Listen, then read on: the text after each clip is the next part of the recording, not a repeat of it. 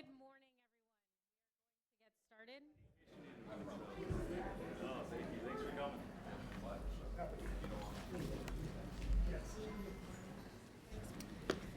Clerk, if you would take roll, please. Mayor Baxter, Here. Commissioner Flores, Commissioner Marino, Here. Commissioner Powell, Here. Commissioner Sachs, Commissioner Wise, Here. and Vice Mayor Woodward. Here. Thank you. Thank you. We have a quorum. We are going to do the invocation and the Pledge of Allegiance. If Commissioner Powell, please lead us. Thank you, Madam Mayor. With all hearts and with heads bowed and hearts humbled, we come before you this morning, dear Lord, most merciful Father. We ask that you touch us with the anointing, bless us all as we come before you today to do the business of the county. From the crown of our heads to the soles of our feet, dear God, we seek your help with our affairs and the blessings of this meeting, that we do the business of the county. With your divine intelligence, help us to make the best use of our own. Make sure that we are listening to the diverse opinions of all, yet we wish to reach agreement that is satisfactory for all.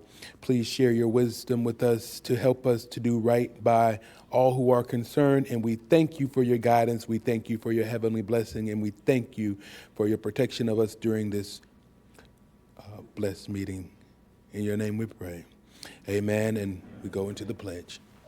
Pledge allegiance to the flag of the United States of America and to the republic for which it stands, one nation, under God, indivisible, with liberty and justice for all.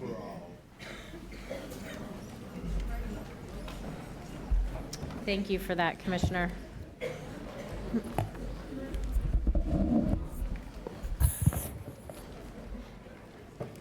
Was notice given? Yes, Thank you. And proof of publication? we do have proof of publication. So a motion? Do I have a second? Second. All in favor? Any opposed? Please see the motion carries 7-0. The motion was by Flores, second by Vice Mayor Woodward. Excuse me, Commissioner Flores. Attorney, if you could please swear us in. All those wishing to speak on today's items, please rise. Raise your right hand. Do you swear or affirm to tell the truth and nothing but the truth? I do.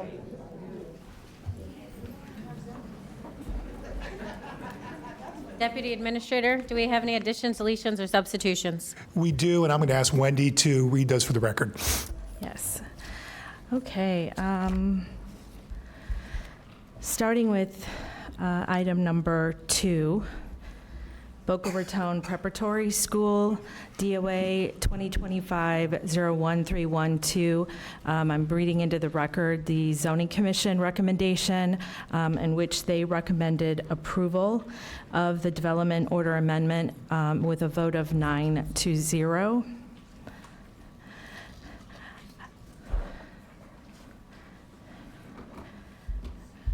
Okay. Item,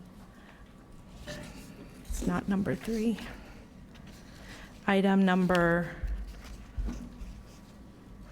4,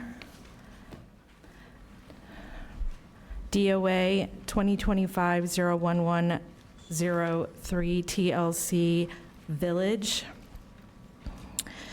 The Zoning Commission recommended approval of the development order amendment and the Class A conditional use with a vote of 9-0. We've also have an amendment to Exhibit C, Site Design Condition 3 is renumbered to number 2. We're modifying Exhibit C under the Development Order Amendment use limitations, adding in a use limitation number 4, and I'm going to read it because it has some edits. The existing structure, building H, not I, shall be limited to its present use as an ancillary fitness building, and the same trailers, and then renumbering accordingly. Item number 5, DOA CA 2024-01594, which is Polo Club of Boca Raton. The Zoning Commission made a recommendation of approval for the development order amendment and the Class A conditional use with a vote of 9-0. We have amendments to Exhibit C1 for the congregate living facility, condition number 5, to strike out extra language. Exhibit C2 for the Class A conditional use, under use limitation number 1. We're striking out some additional words and adding in structures. Item condition number 2, deleting duplicative language there.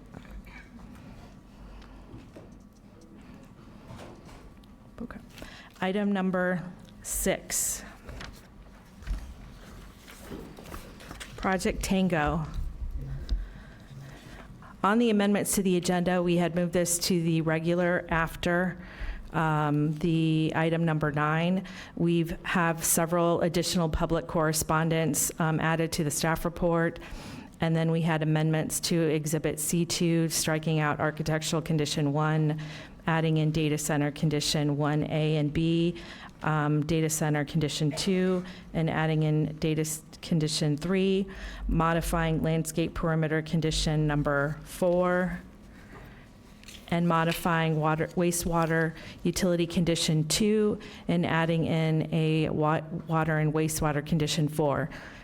We did receive a request for postponement via email this morning, so all that would be heard under the postponement section of the agenda, and postponements can be heard after consent. Tango. Okay, that brings us to item number 9 on the regular agenda, DOA 2025-739, American Heritage. American Heritage. I don't have the vote right now in front of me, so I will, when that item comes up, I'll give you the Zoning Commission recommendation. But we have added correspondence from December 3rd and 4th, an amendment to Development Order Engineering Condition 18 and 19 that's located in Exhibit C1 under ULDC amendments. Item number 10, Green Market. We have a correction to the motion, so it is to adopt an ordinance. Item 11, freestanding emergency department amendment for the ULDC, a correction to the motion to approve staff's recommendation for items 11A and B. Thank you. Is that all, Wendy? Yes, sorry. Thank you. I will entertain a motion to adopt the agenda as amended, and just clarifying, we will do the postponement after consent. So moved. Thank you. I have a motion by Vice Mayor Woodward, a second by Commissioner Marino. All in favor? Aye. Any opposed? Before we adopt the agenda, you wanted to pull, does anyone else, you wanted to pull something from consent? If I may, Mayor, I just want to make something clear on one of the items on the consent agenda, that's all. Do you And want then to we- speak to it, or do you want to vote separately on it? No, I don't want to have a separate vote, I just want to speak to it to make sure that the conditions that we had discussed during review are definitely going to be there, and that way, we can go ahead and vote on the entire consent agenda, if that's okay with you, Mayor. You're recognized. Thank you so much. And I would like to just pull temporarily, item number 5, the Polo Club of Boca Raton, which appears on the consent agenda. Commissioner Sachs clarifying, we're not pulling it, you're just speaking to it, I'm just right? speaking to it, Okay, actually, perfect. it's a Thank good you. way. And I just want to make sure from Mr. Hernandez, I just want to be fair, confirm that the president of the HOA has conceded to having this pole at his, at the place, I guess it's going to be adjacent to the golf course, and that the residents have confirmed that it's okay with them to have this type of IT pole there. The HOA had been notified. The applicant has met with the applicant, or the HOA president, along with residents in meetings, and they are in agreement with the tower. Okay, so that's on the record. Yes. Excellent, and I'm fine. Now we can go ahead and proceed to the vote. Thank you. While we're waiting, let's do disclosures for consent. Commissioner Marino? Is anything else being pulled? Commissioner Powell? Thank you. No disclosures for consent.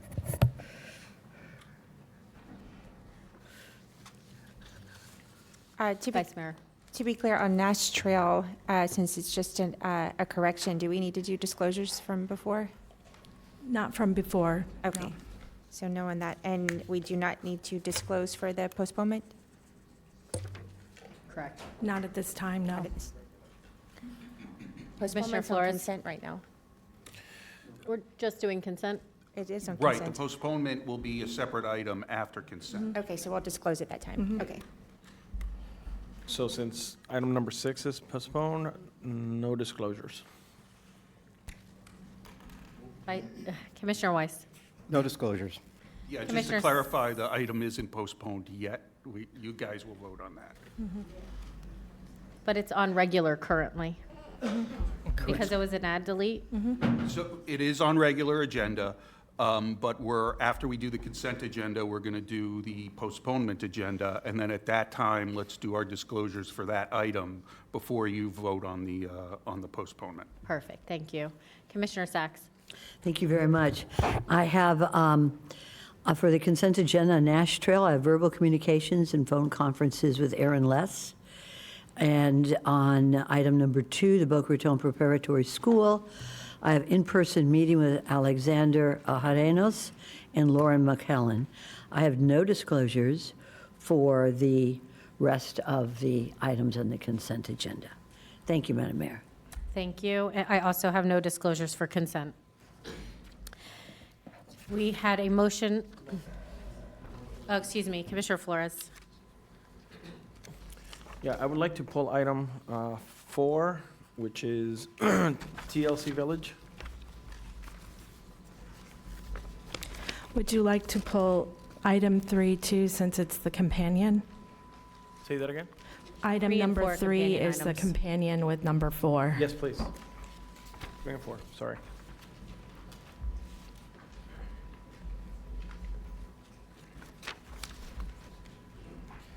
I'll make a motion to approve the consent agenda with pulling item 3 and 4. With all the other amendments included as well. Correct. I have a motion by Commissioner Flores. I have a second by Vice Mayor Woodward. All in favor? Any opposed? See that that motion carries 7-0. Moving on, we are now going to take the postponed and the pulled items. We will start with Commissioner Flores' pulled items. Yeah, so would you mind doing a 2-minute brief overview of this particular project? Sure. The applicant can come to the podium, but ultimately, Canada Courts is an existing congregate living facility that the applicant is requesting abandonment for. It consists of 8 buildings that are with 25 residents. So they're looking to eliminate or abandon that request. It would ultimately be severed apart.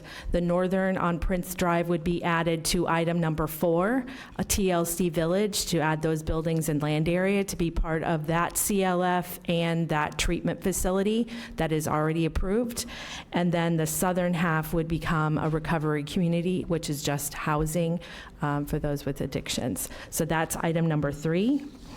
Item number 4, TLC Village, is a development order amendment. It has an existing approval for a congregate living facility and a treatment facility. They're currently approved for 28 residents, and it's in the area outlined in red on the left side of the screen.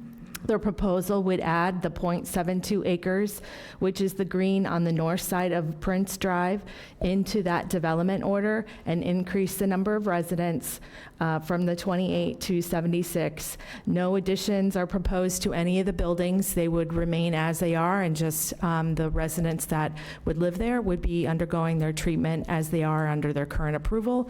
They're licensed by DCF as well as ACA. So I've had the pleasure of speaking to a few neighbors and the city of Palm Springs, which neighbors this property, and they've expressed some concerns about the volume of calls that they're receiving from PBSO. So I did a public records request to see what is the volume of calls. And surprisingly, there are over 50 calls per year in that particular property.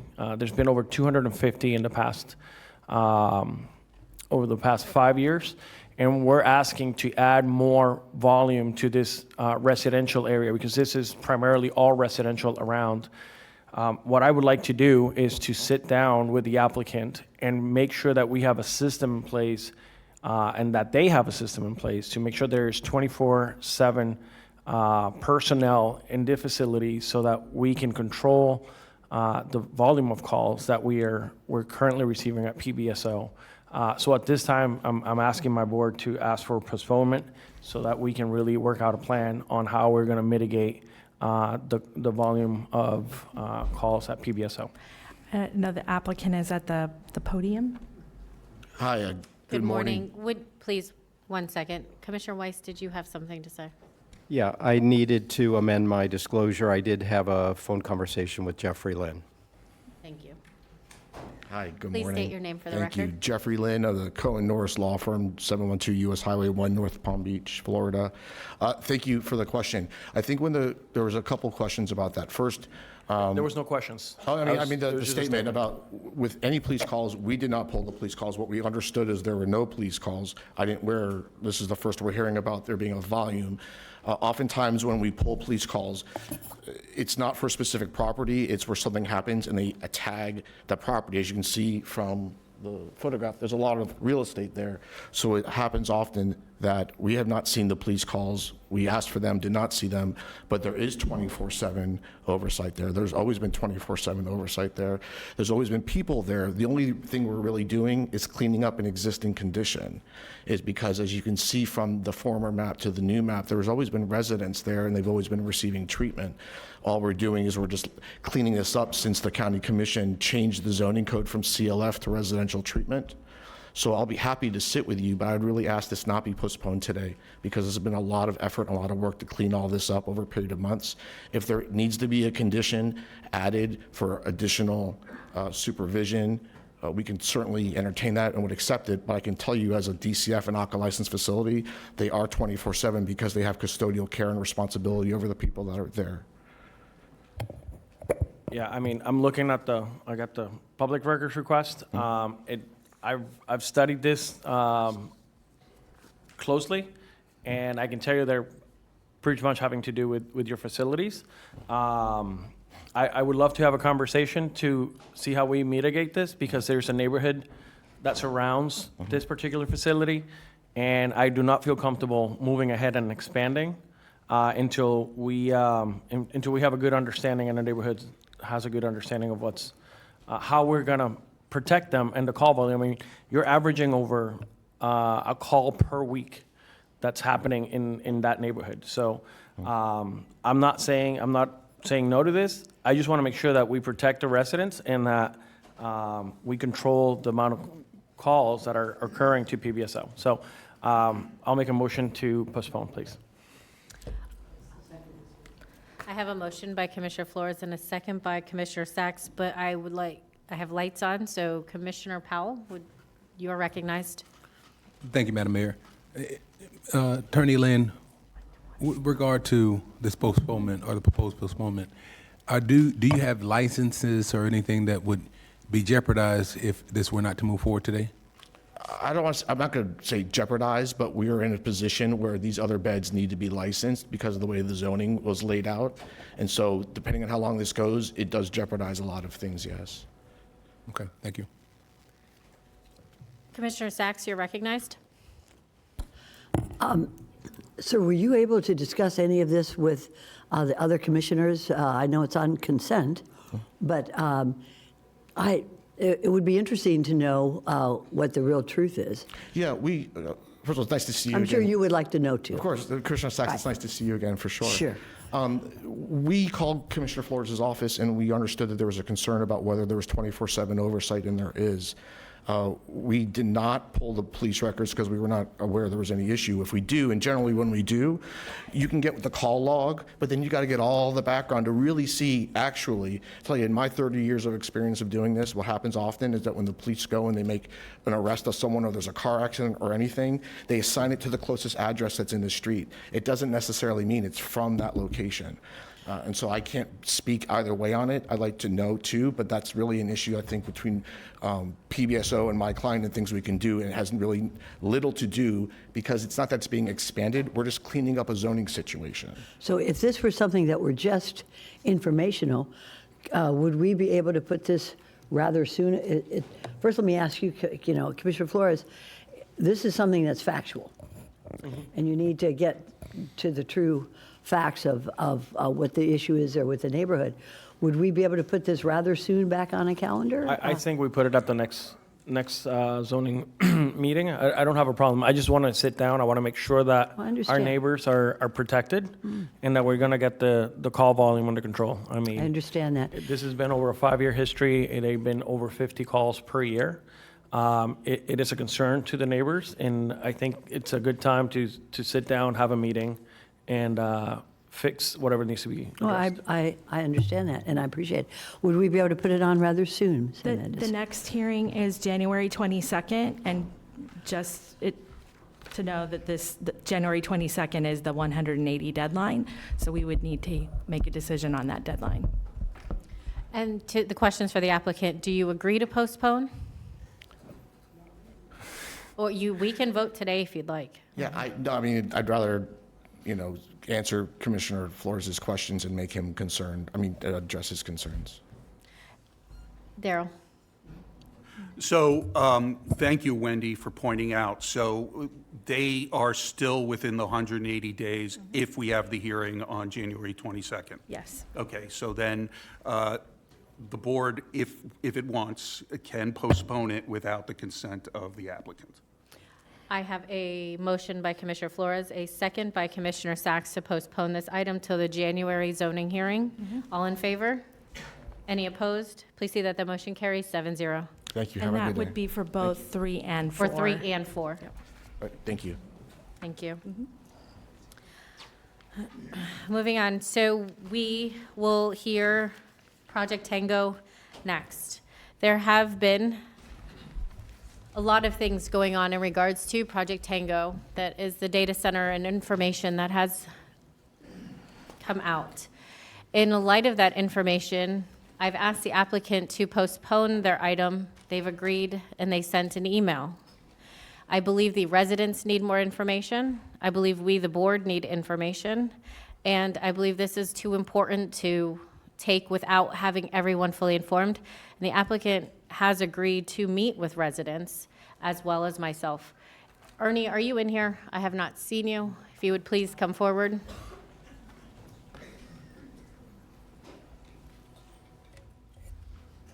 Good morning, Mayor, Vice Mayor, Commissioners. Ernie Cox on behalf of the applicant, PBA Holdings. We have spoken with Mayor Baxter, and we have also spoken with each of you.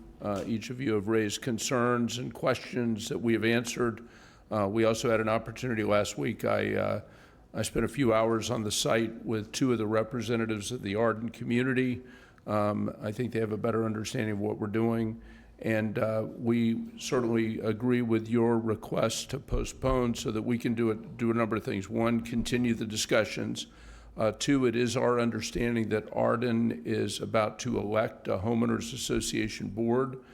So we would have an opportunity to meet with whoever gets elected to that board. conduct additional site visits. And then one of the things staff has done, let me just say this, staff has done a really thorough job in working through and addressing a lot of these issues. Part of the challenge here is there's a lot, if you go on the internet, there's a lot of really scary stuff about data centers. I've done it, and we're not going to build one of those, but scary stuff out there. But the opportunity for us to go ahead and implement one of the conditions that staff has come up with, which is to do a preliminary noise impact assessment by postponing 60 days until the February 26th meeting, we would have an opportunity to actually do that study and have the results of that. So I think it would do us all. We're certainly in favor of your request and postponing it for 60 days. Thank you so much. We are going to do disclosures first. We're going to start with Commissioner Sacks this time. Disclosures on this item. All right, so disclosures for item 6, Project Tango, is, okay, I have an in-person meeting with Clifford Hertz and Ernest Cox, and hundreds of emails about this project, as well as telephone calls from the applicants. Thank you so much. Commissioner Weiss. Thank you, Mayor. Had verbal communication with Ernie Cox and Cliff Hertz. My office received email correspondence been filed with the clerk, and my office received some phone calls as well. Commissioner Flores. As for me, when we created this sheet, we had 20 emails. I think we're well over 100 now, so we'll file those with the clerk. I've had verbal communications with Cliff Hertz, Ernie Cox, Enrique Tomeo, and no site visits. Thank you. Vice Mayor Woodward. Thank you, Madam Mayor. I had verbal communications with Ernie Cox, Clifford Hertz, Kelly Smallridge, Michelle Jacobs, Cody Farrell, and Enrique Tomeo. Emails that have been filed with the clerk. My office received a number of phone calls as well, and a site visit. Thank you. Commissioner Powell. Thank you, Madam Mayor. I've had verbal communication with Joe Verdone, Ernie Cox, and Cliff Hertz had a meeting with me, and I've had numerous phone calls and emails that have been filed with the clerk from residents. Thank you. Commissioner Marino. Thank you, Mayor. I've had verbal communication with Ernie Cox and Cliff Hertz, and I'm going to have to amend it because I have a few more names, and I'll put Enrique Tomei on there, but I will find out the other names. Thank you. Because it was a timing thing. When do we actually have to disclose for timing? For disclosures, what is the timing? Is it before a project has even come through our doors? When it's still in the ether, or once something has been submitted? I don't think there's a hard and fast rule, but I think it's best to err on the side of disclosing anything you have related to the project, any communications you've had. Then I will find out these additional names and submit them. Thank you. Thank you. I have also had multiple emails that have been filed with the clerk. I have met with Ernie Cox, Cliff Hertz, Enrique Tomei, and yes, I have had a site visit. We are going to move on to, I'll have staff, let me take that back. Because this item is being postponed, anyone who has turned in a card will be allowed to speak to the postponement only, not to the overall project, because when this comes back, that will be your time to speak to the overall project. So we will go through the cards. How many cards do we have? We need a motion to postpone this item. Make a motion to postpone. I have a motion by Vice Mayor Woodward. I have a second by Commissioner Weiss. All in favor? Yep. Any opposed? Please. Now we do the cards. Now we will hear on the postponement. only. If you do start to speak about anything beside the postponement, I am going to ask you to bring it back in and reel it back in and speak only to the postponement today, because when the item is heard, will be the time to speak to the item and its merits itself. How many cards do we have? 56 speaking cards. When we have this many, we do not allot 3 minutes for all 56 cards, because we would be here longer than most people can wait, and anyone who did take time out of their day to take off work generally wants to be heard. So we will limit the speaking to 2 minutes. We ask that you try to make it more brief than that, in respect for the other people who also would like to be heard. Please start with the name calling. Commissioner Flores. So I'll repeat again. You're only speaking on the postponement, not on the actual item or the issue. I'm going to call the people from the lobby first because they have to make their way in. So Nathan Galan, Carolina Fajardo, Al Beam, and Victoria Doyle are out in the lobby. And then I have John Williams. I got Pastor Stephen Brooks Hold and on. Estefania. If he calls your name, we have 2 podiums. I'm going to ask that we try to keep them filled at all times. So what were the first 3 names? That are here in the chambers, Here in John chamber. Williams. I got Pastor Stephen Brooks and Estefania Montalvo. Are you in the room? Yeah, make your way up to the podium. I'll continue to call. Kayla Baliket. I apologize if I mispronounce your name.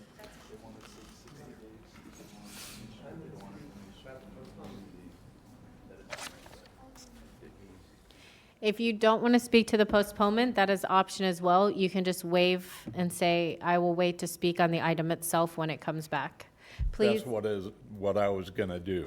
And what is your name? John Williams. Thank you for that. We greatly Okay. appreciate it. All right, thank you. And your name for the record? My name is Stephen Brooks, and I will waive as well and speak to the issue. Thank you so much. We appreciate that. Who are the next names? I think she's. My name is Estefania Montalvo, and I would like to waive as well, and I'll come back and speak on the issue. Thank you so much. I got Kayla Valiket. I got Catherine Cantrell, Jerry Powell, Catherine Colmeyer, Christina Richard.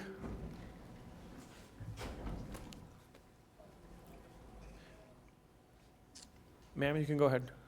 I'm Kayla Valiket. I'm not prepared to speak on postponement.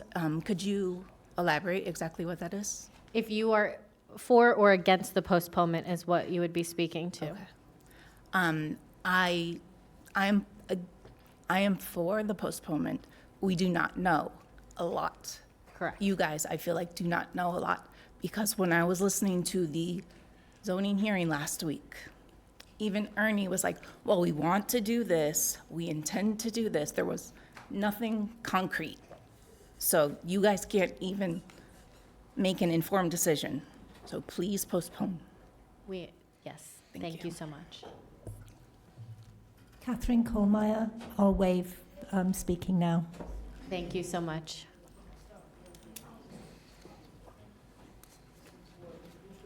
Catherine Cantrell, 19165 Pemberley Place, the Arden community. Speaking on the postponement, I'm not very happy, because today is the 15-year anniversary of my husband, who was a cop for 30 years, who passed away. I should be in New York placing flowers at his grave, and instead I'm standing here. And now you're telling me that you're going to postpone this. I am sorry for your loss. I find it very, very unsettling. I'm sorry for your loss, ma'am, and thank you for your husband's service. Thank you. Thank you for your service. Nathan, you can come up.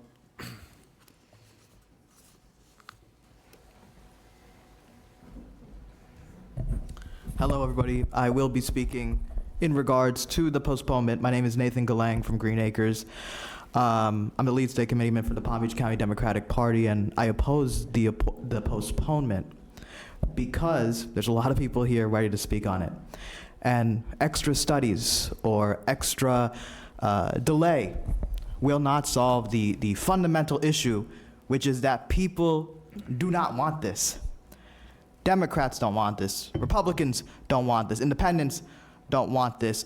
Frankly, besides the gentleman I saw in the last meeting on video representing the company who wants this, is the only person that has spoken in favor of the construction of a gas-guzzling, water poisoning, electricity bill spiking monstrosity known as a data center. Nobody wants this. So, I have limited time. I can't go into all the detail, but I want to say this. This does not just affect Arden or Loxahatchee or Wellington. This affects Green Acres. This affects Lake Worth. This affects all of us because we're all going to be competing with this facility for power that a type of facility that at its largest could take about 500,000 homes worth of power. Now we got 608,000 households in Palm Beach County, and you're telling me that we can handle this? I don't think so. We cannot do that. So I want to finish with this. This isn't Project Tango, this is Project Pandora, because this isn't about one data center, this is Pandora's box. We approve this, we get this done. Then we're going to find ourselves in Northern Virginia situation where our economy is dependent on the new power center after new power center after new power center. So we all know what's right in this room. We don't want this. We know what's wrong in this room. And I would encourage the commissioners who are smart, educated, decent people to do the right thing. Thank you so much. Sir. Please state your name for the record. Christina Reichert, Senior Attorney at Earth Justice. We'd like to support the postponement of this decision and this vote. Excuse me, could you say that one more time, please? Christina Reichert, Senior Attorney with Earth Justice. We support the postponement of this decision and this consideration until we know full facts about the project, including what cooling systems will be put in place and what the noise impacts will be. Thank you. Thank you so much. Commissioner Marino, you're recognized. So since the question of energy came up, Don Kieselewski, you're in the audience from FP&L. Would you like to comment on power and usage? Please forgive me, Don. We're not talking about the project today. We're limiting this just to the postponement. I appreciate you coming up, and I apologize, Commissioner Marino, but I do not want to open that box. Thank you so much. We are going to have, excuse me, I do plan to have, I would like to, they are going to have a community meeting. All your questions, everything can be answered. I want the power question especially answered, just not today, because we're not going down there.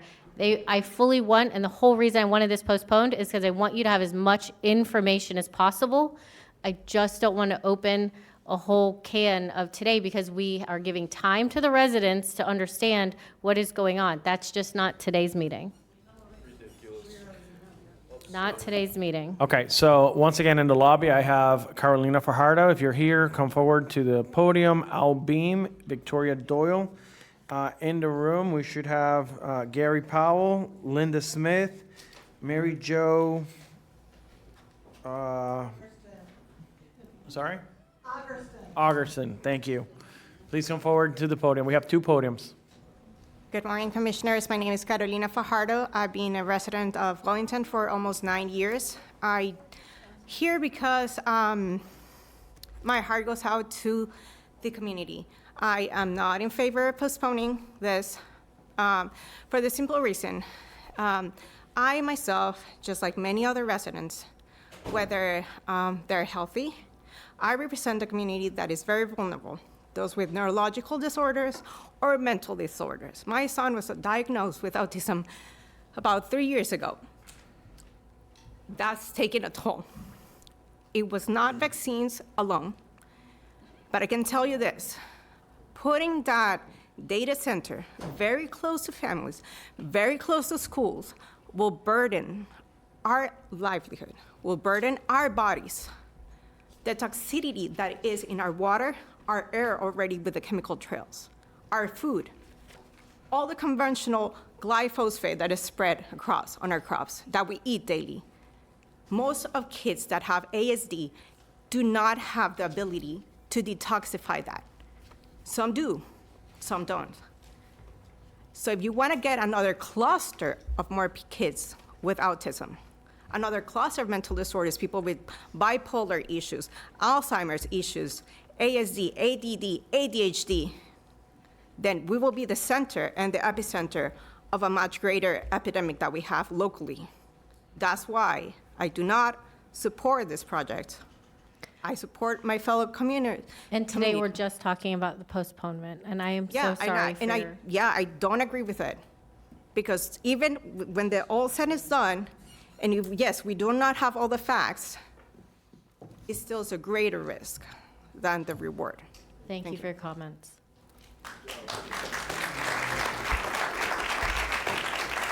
Linda Smith. Linda Smith, Jupiter, Florida, Sierra Club, Loxahatchee Group, and I'm speaking to support the postponement. You folks all know my feelings on this, and I will be back for hopefully the full 3 minutes. Thank you. Thank you. Good morning. Please state your name for the record. Good morning. I'm Mary Jo Algerston, 2819 Embassy Drive, West Palm Beach. I'm here today to speak for the board of the Palm Beach County chapter of the Democratic Environmental Caucus of Florida. And although I'm somewhat edified that you have decided to postpone, I still have concerns about it, so I'd like to enumerate those. If we could save those concerns. About the postponement. Okay. Okay. Thank you. So I think what is needed is more a pause than a postponement, a pause in the project. And I think that language is more appropriate than postpone. Because, for example, there are no reports from the Department of Health, nor from the school system. And children are most affected by the kinds of emissions that come from a facility of this kind.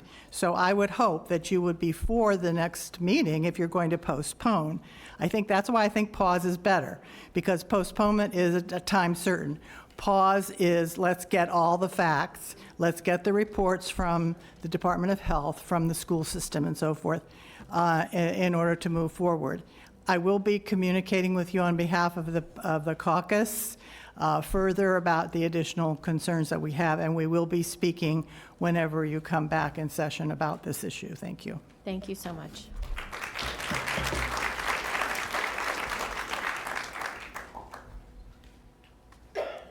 Good morning. I'm Victoria Doyle. I live at 920 North Gulfview, Lake Worth Beach. I support the postponement, but I would ask the commissioners if they could request of the developer a plan on alternative energy to power this massive data center. Currently, it's planned to be powered by FPL and natural gas, which is not natural. It produces greenhouse gases and contributes to our climate crisis. And I haven't heard a word about the possibility of an alternative energy source for the data center, which would be cleaner for our residents and, of course, less taxing on our electric bills, which are inevitably going to spike because of this. Governor Ron DeSantis opposes data centers. I don't agree with him often, but he's absolutely right. Consumers are going to pay for this. And we're in an affordability crisis, a climate crisis, and this proposal affects both of those in extremely negative ways. Thank you. Thank you for your comments. All right, we have Al Beam, Gary Powell, Avi Bach, Cernona Ventila, Charles Bodomonte, Mark Bodomonte, and I apologize if I mispronounce your name. I'm used to it. My name is Avi Becht. I'm a resident of Arden, and I am in favor of the postponement. I would request during that postponement period that additional studies be provided not by the developer or the applicant, but the state and the county in terms of environmental health study impacts, energy impacts, water impacts. This is a big deal for us and for the county, as you all can tell. And I would also ask that there be consideration made to provide a variance to the current zoning ordinance to allow this type of use to be located elsewhere in Palm Beach County. That's all I have. Thank you for your consideration.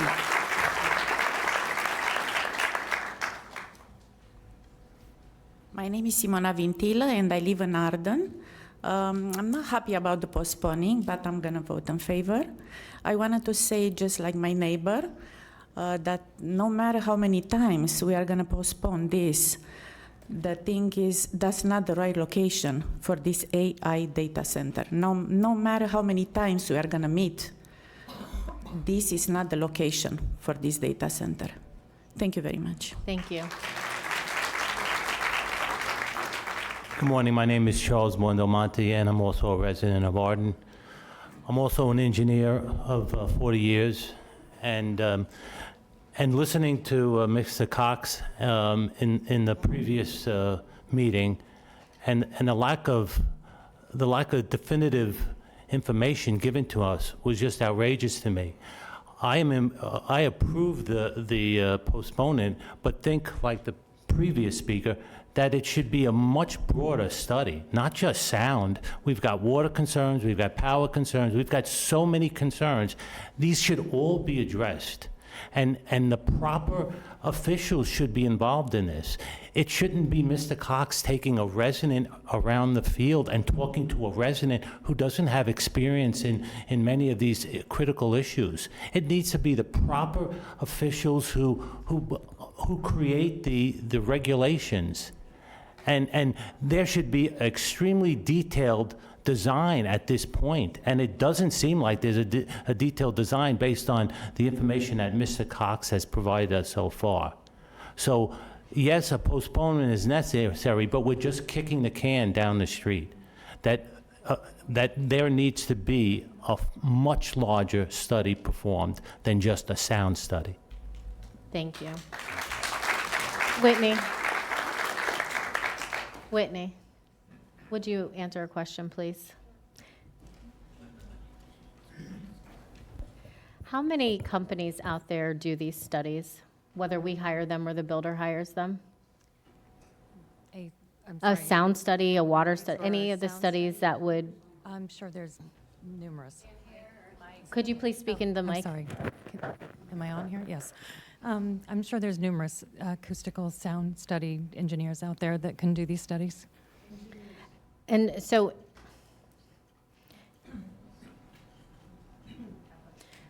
so, whether we put out an RFP or the builder puts out an RFP or whatnot, I mean, it is not common practice that taxpayer dollars pay for studies for this sort of development. Is that correct? That is correct.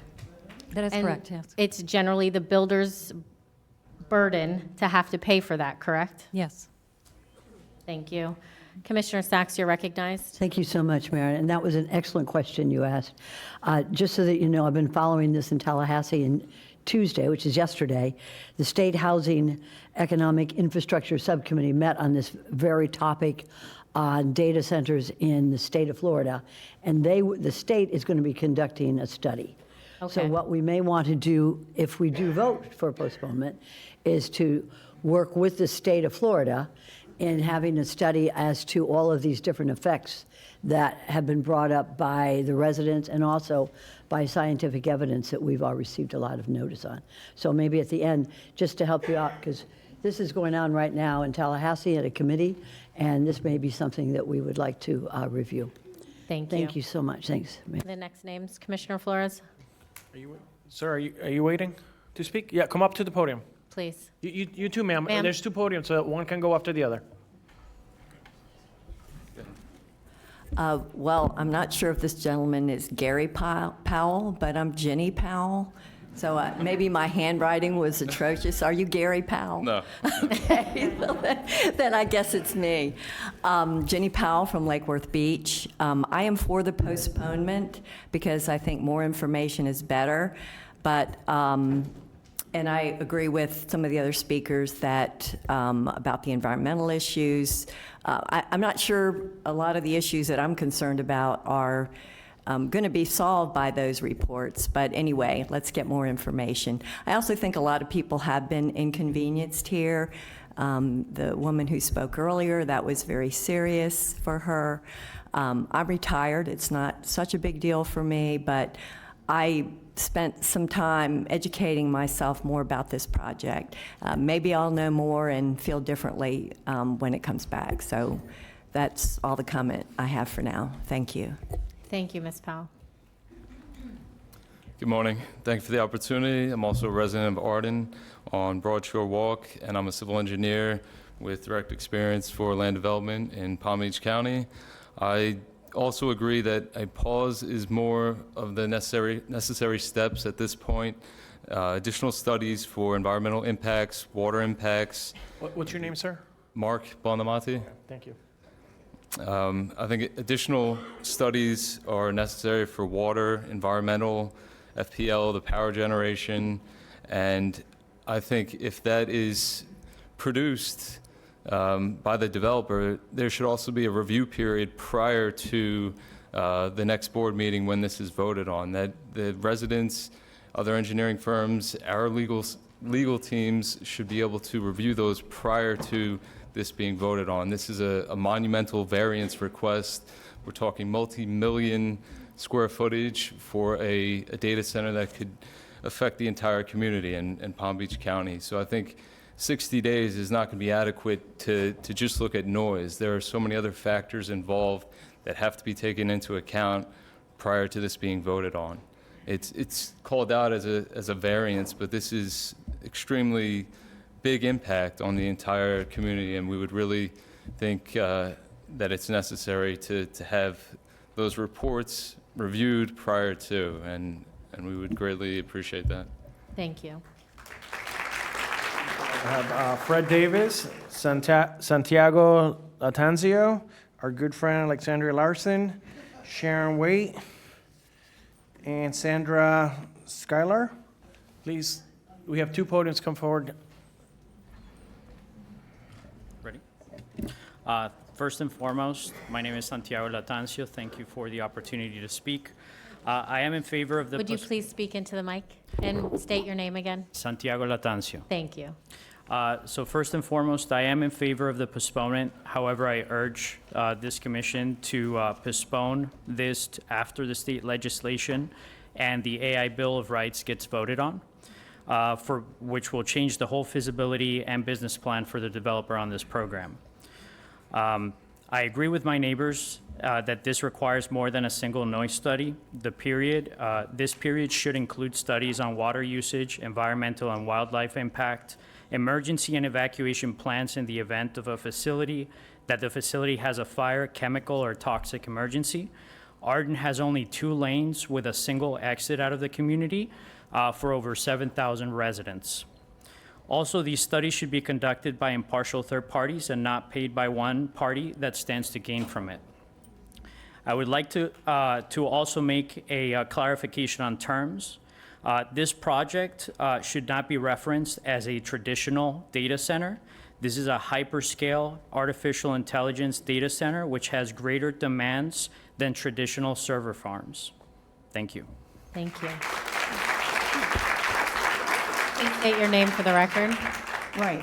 I'm Sharon Waite, 15058 75th Lane North, Loxahatchee. I'm in agreement with this postponement permanently. This thing is a dangerous... Please limit your clapping. Thank you. This thing, what little information is out there is enough to kill the whole project. FPL should not be ramrodding this thing through. Kill it. Thank you for your comments. Please state your name for the record. Alexandria Larson. I'm a girl. Alex, sadly, I've all years, if you say Alex, too bad. You know what it is, Commissioners? Hell no. It's not no, it's hell no. To the postponement? No, to this project. We're only Calling speaking it to the postponement, Ms. Larson. Well, Commissioner, I've heard everybody speaking about all different arenas, so if you want to stop me, go ahead. Deputies. But all I'm doing is asking. I'm asking that you please stick to postponement. Well, the postponement should be permanent, forever. Thank you for your comments. Crap. Look at that map, Commissioners. $200 million for each of those holes, people. $200 million. Thank you.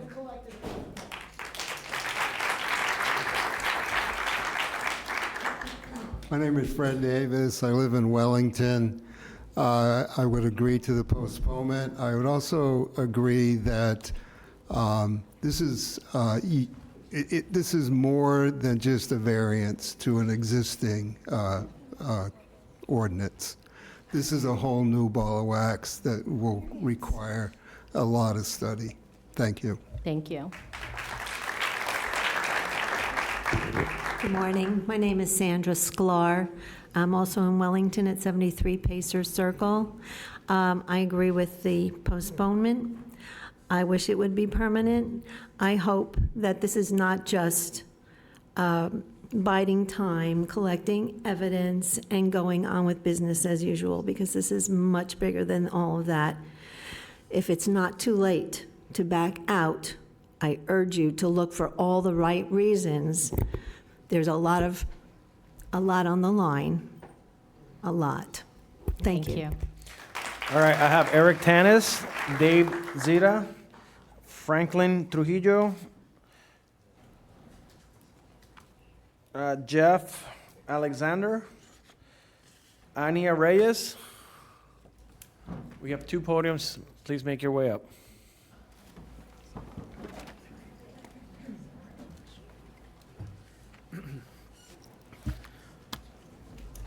My name is Eric Tanis. I'm a resident of Arden. I actually, speaking on behalf of, excuse me, I'm against the postponement. You have all these people out here that you're creating a hardship on them just coming back. Everybody's taking their time from their jobs. You know, honestly, I couldn't be here today, but I made sure I had time. I've got other clients. I've got work that I've got to get done, but you know what? This is much more important. So but I respectfully request that you kill this project, but you know what? This is not what should be being constructed right next to a beautiful community such as Arden. Thank you. Thank you.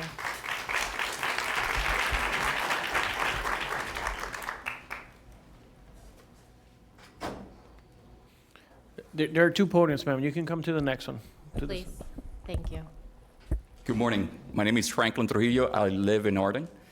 I'm against the postponement. This project should be killed. At the end of the day, I used to work for, I work for one of the largest data centers in Florida.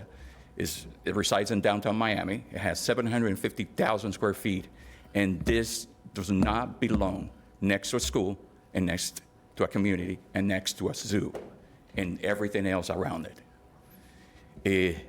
This has been very irresponsible from the owner of this, and it should not be presented to you guys. It was a plan that basically lacks of everything. So they have put us in a predicament. They have put you guys in a predicament to select money over health. That's very responsible. Just to give you an idea of the sound, today, this is just from FPNL, and I'm over 3,000 feet away from the plant. At least this is not, doesn't happen every single day, the whole day.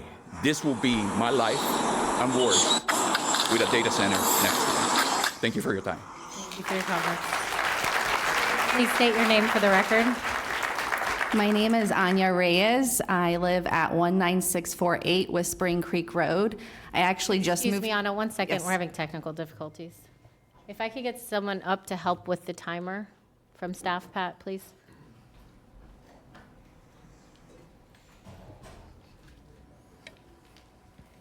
Go ahead, ma'am. Just to repeat, my name is Anya Reyes. I live at 19648 Whispering Creek Road. I am in favor of the postponement. I came ready to talk about, my opposition to the project, but I just wanted to make a few notes. The applicant has met with all the commissioners, it appears, but I would like to make sure that the residents have time to also meet in person and explain what their concerns are. There's no laws in place to protect us, so we're up here fighting with the knowledge that we have accrued over the last week or so. So we're really missing that component of a law that's in place that has done all this ahead of time, collected all the information, and has set standards to set these places away from our neighborhoods. And my question also is, who's going to hold these standards in place once this is built? Who's going to monitor the emissions, the water, contamination? Who's going to monitor all of this once it is set in place? And the last point I want to make is that on that map up there, there's a square-shaped lake. Directly to the left of it, kind of catty corner, is the school. So it's not labeled up there, but that corner right there is Saddleview Elementary School. That's where my daughter attends. That's going to be less than 1,000 feet from my daughter's school, where she's in kindergarten learning each day, where she's going to feel vibrations, hear noises, and have potential contaminations in the water that she drinks from the water fountains at her school. So I just ask you, how would you feel if your daughter was at that school less than 1,000 feet away from that center? Please state your name for the record. Dave Zeta, 19348 Broad Shore Walk. I have the privilege of being here today, not just as an Arden resident, but as a current board member of the Arden community. I support and appreciate the intent of the postponement today. To gather additional information, I also support subsequent postponements, and as it was eloquently said earlier, a pause to the project. I think for the collective here to be able to call this a postponement with potential future pickup, we must first understand a couple of issues better given this project that continue to plague our community, one of which being the lack of a proximity of a fire station, another of which being a lack of a second exit for safety purposes. So I would like to understand if this is a shelf life-based postponement to be discussed again in 60 days, as opposed to a pause, where do things stand in terms of the discussion about a second exit for our residents and for the placement of a firehouse for the purposes of fire suppression and, as it was said a minute ago, for the school and the children that already attend it? Thank you. Thank you.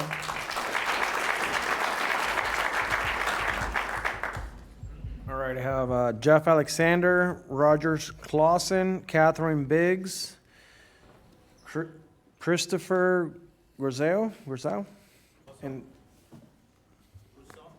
Grosso. Okay, sounds great. Come on up, and Simone Grosso.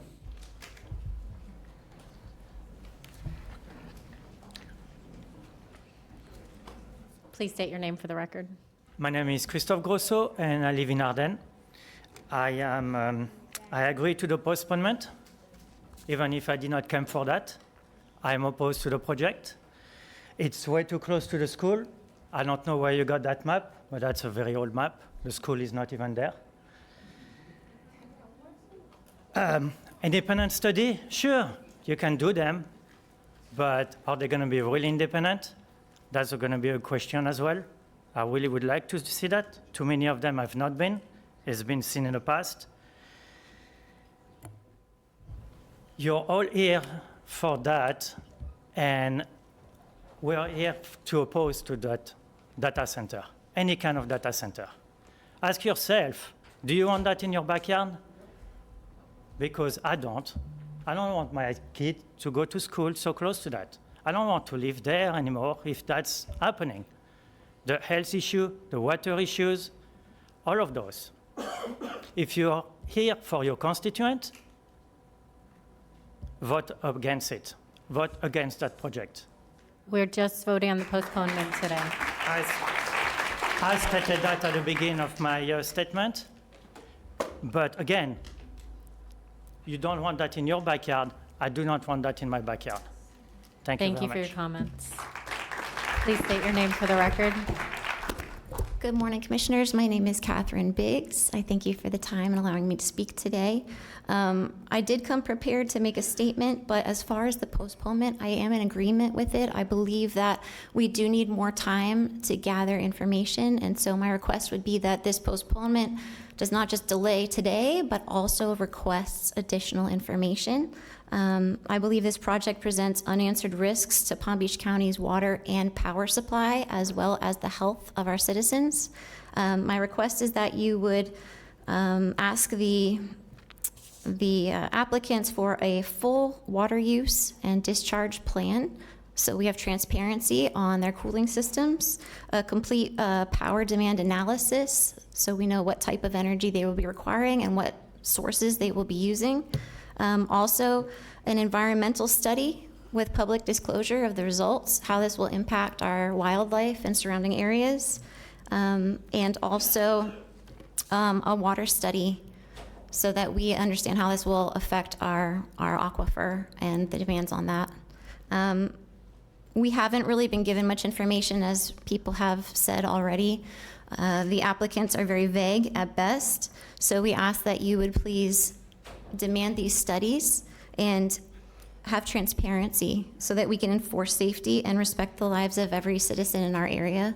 I live in Wellington. I'm not close to Arden, but I know that these impacts will reach all the way to me and further in terms of our power supply and our water supply. Thank you for your time. Thank you so much.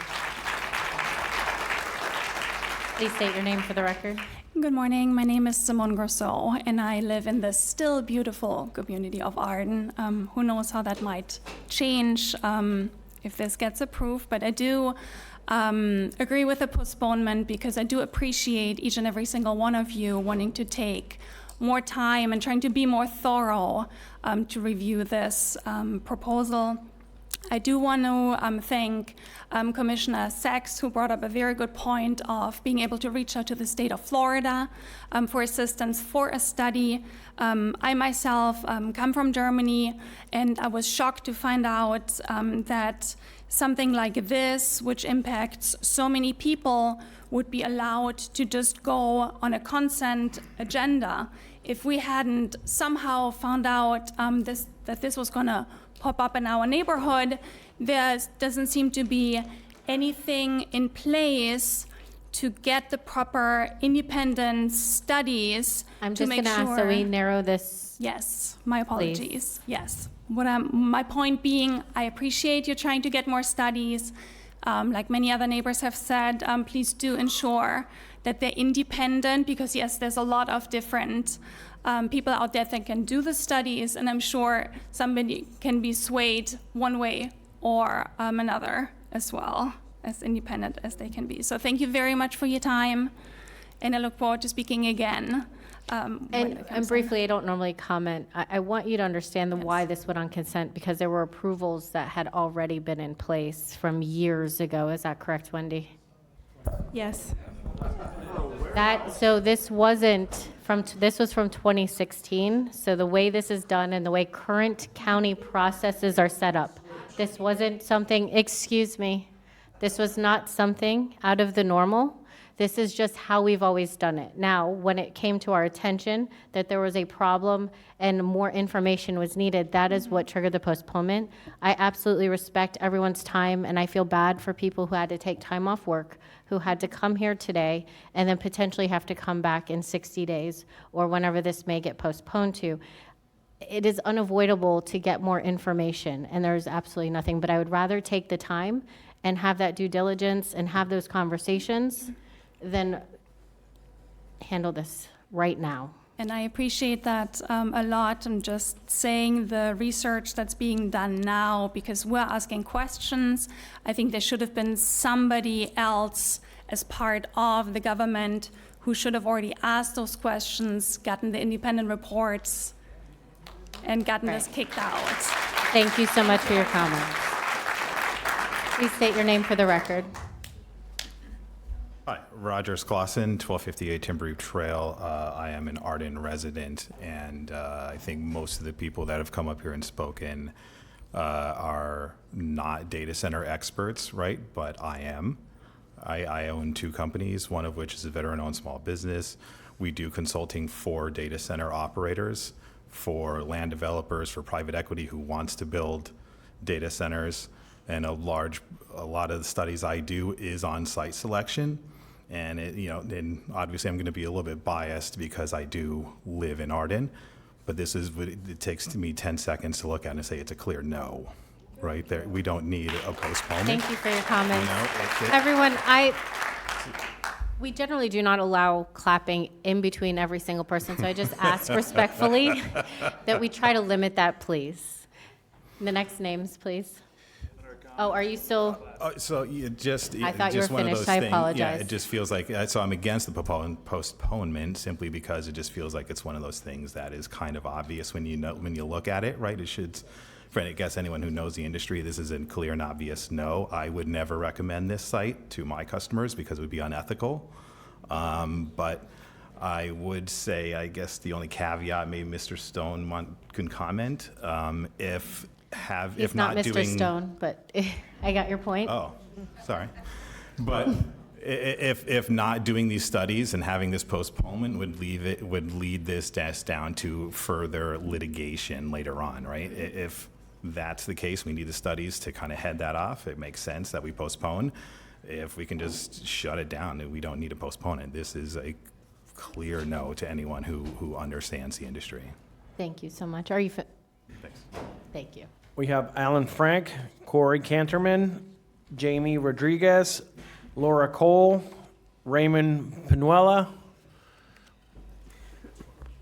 Hi, my name is Alan Frank. I live at 19570 Broadshore Walk in Loxahatchee in the Arden community. I really appreciate you giving us an opportunity to speak to you. I know the commissioners here want to protect the citizens here, and I have to tell you I'm in love with Palm Beach County. Arden, my wife works in Palm Beach Island. I'm a retired physician. I practiced for 35 years. And Arden is beautiful. The sky is blue. The air is clean. We walk around the lake. And this is, I have to say, the most respectful community that I've ever lived in. The children are respectful. People are nice. Everybody knows everybody. During the week, it is quiet, and at the pools, people are just having fun. And I think the problem is we're scared.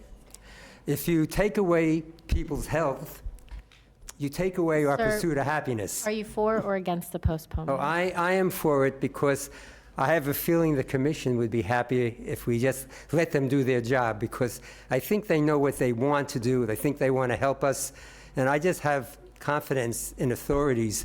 I don't think they're trying to work against the people, but you have a scared community, and I appreciate any help you can give us. Thank you so much. Please state your name for the record. Good morning, Mayor Baxter and the commission. My name is Jamie Rodriguez. I live at 1352 Bushel Creek Crossing. I'm an Arden resident and also an attorney.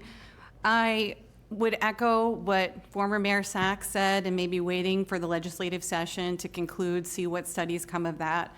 As we're pausing, I do agree that we should pause for now.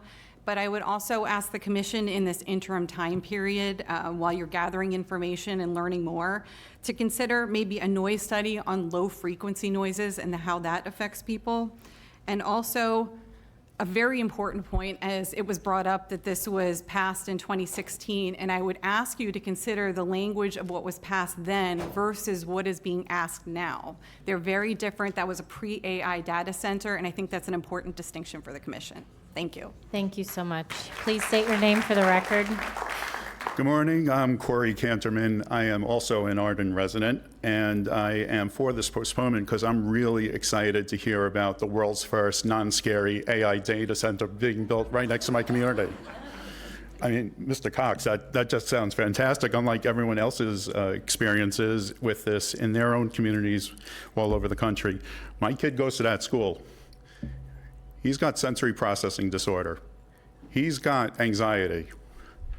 There is nothing on any report that will be forthcoming that you can tell me the world's closest data center to any school, AI data center, will be okay. It won't. We're kicking the can down the road. Go for it. Waste our money. Waste the developers' money. This should not happen. You would not want this next to your community. Not a single person here would do it or sign up for that. And I hope, Mayor Baxter, when you say on TV last night that you're going to do what the residents want, I think it's evident already. I don't think we need another hearing. Thank you. Thank you for your comment. Please state your name for the record. My name is Laura Cole. I'm a resident of Arden. I agree that we should wait until after the state level legislation. I also think that if we are going to postpone, then that is, we definitely need more information, as you have said, but I would ask for full transparency. I don't think, a lot of times these things are done with studies that are conducted by professionals, and there's no transparency into who those people were and how they conducted the studies. I would also reiterate that we want to make sure that when we're doing noise studies, we include low frequency hum. This is specific to data centers, and it is particularly nefarious. It can pass barrier walls that are put up to block noise, and it can actually pass earplugs. So make sure that we do studies around low frequency hum, because that can travel 1.5 miles to 3 miles from the site, and you can see that encompasses the entire community of Arden, so no one will be safe from it. That said, no matter what the studies say, just look at the map. Just look at the map and how close that is to the school and how close that is to the community, and the nervous systems of the entire community, including all those kids, will be under attack 24/7 from the low frequency hum. So please ask that that be included. Thank you. Thank you. Please state your name for the record. Good morning. My name is Raymond Penuela. I live at 1408 Haywagon Trail in Arden. I oppose the postponement overall. I feel like if the county thought this was great to add to the consent agenda, then we should be able to discuss it overall. I feel like this is kicking the can down the road. It doesn't make any sense because it sounds like a lot of you spoke with Ernie Cox privately, and that's great. I think the public deserves to hear what was said in those meetings, because it sounds like based off of that, there's a lot of information to stop this that should come to light. And as mentioned, Saddleview Elementary, it's less than a 1/4 mile away from the actual building for the hyperscale data center. And no amount of studies are going to change that. And postponing this doesn't change that either. And even our own Governor Ron DeSantis, has just said a few days ago about the AI Bill of Rights. And one of those is about building any of these hyperscale data centers right next to a community, especially next to a school. That would be an automatic no. So postponing this does not change that at all, per our own governor. And it doesn't make sense. Everyone's here, we all have an idea, all of you are postponing this, or at least there's a push to postpone this, because you know it makes no sense right now. And that's why this is being just postponed. I also want to mention that Ernie, he's talking about this closed loop water system, and that's going to go part of this water system. That's not completed. It doesn't exist. This hasn't been analyzed. That's the core argument of the system not going into potable water. That should be discussed further. We should discuss a lot of matters right now before just postponing this, to give everyone time, at least the developer time, to come up with answers, because they don't have the answers today. If you were to ask them, and you can, this is a judicial process, you can ask them right now for any of these topics. You're going to find out that there are no answers. Thank you. Thank you. Mayor, if I may, I just want to clarify something for the public. Anyone with a property has a right to submit an application to be heard before us. So I just want to clarify that. We give everybody the same opportunity to submit any application at the county, and it is our duty, commissioners up here, to do our due diligence and try to learn about the project. So the meetings that we have with the applicants are regarding learning about the project and really getting an understanding. So just want to clarify that because you brought that up. But anyways, moving on to the next speakers. We got Terry Wong, Matt Clark, Kellen Clark, Tatiana Yakas, Stephanie Bodomonte, Shay Hoffman.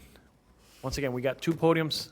Come up to any of them. Please state your name for the record. Good morning. My name is Terry Wong, and I'm also a resident of Arden. I live at Ruggedstrong Trail.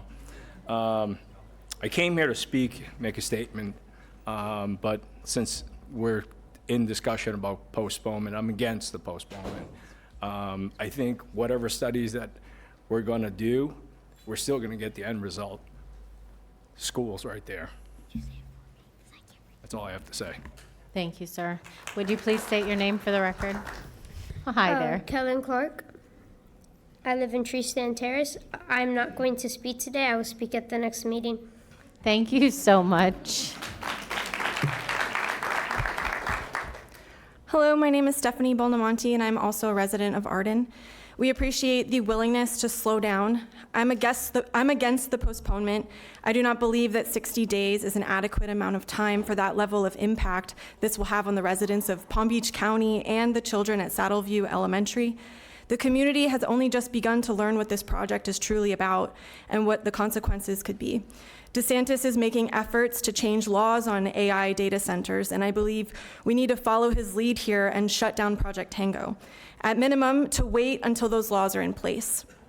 A postponement is the bare minimum needed to properly assess the environmental, health, and quality of life impacts of a project of this magnitude. Mayor Baxter, we appreciated that you said that you would listen to the residents and vote the way that we wanted you to, because we are part of your community. Well, your community is here, and your community is urging you to postpone, but not just to postpone, but to shut down Project Tango. Urging you to wait until you gather more information or take the information that you can see already within the country that data centers are not good for residents. They're definitely not good for children. Residents came out in the middle of a work week during the busiest time of the year to tell you this is not something that we want. The majority of Palm Beach County doesn't even know this is happening under their noses. The community banded together, and we really have only known about this for about a week or so. We put together a petition, and it's about to reach 4,000 signatures, and that's just in 4 days. Can you imagine if this was going on for the past 10 years? We need to protect our children, and while we appreciate the willingness to postpone and gather more information, we want this project shut down. Anyone that agreed to postponement, I think you've heard that they're agreeing with the postponement because they don't want it to be pushed through, but they all want this shut down.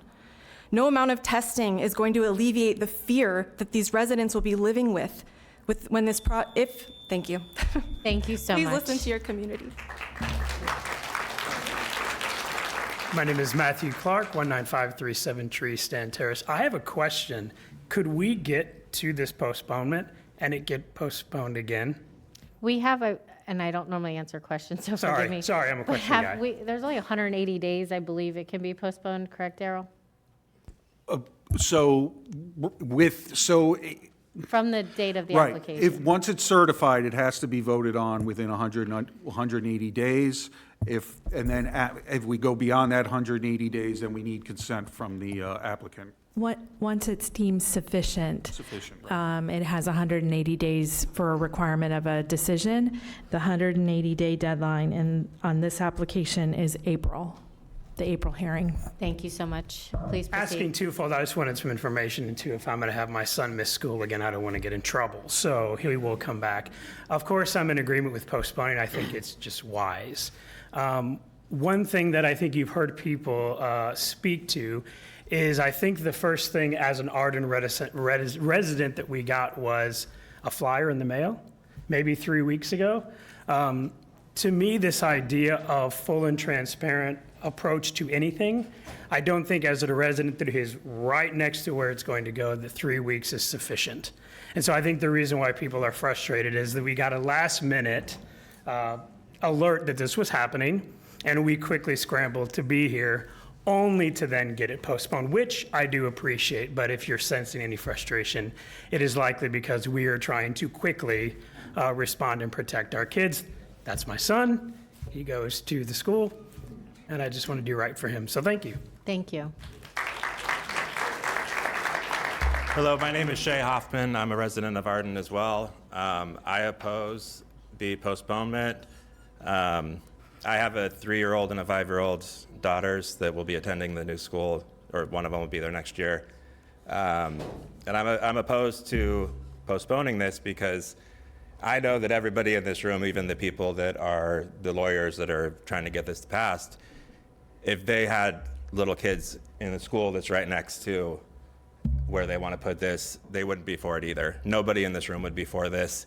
And I think we all have a chance today to put our foot down with a very decisive no, that we look at the map and it doesn't make any sense. We don't need any more information. If we want to postpone it, fine, we'll all be back. There'll probably be more of us, but I'm against it.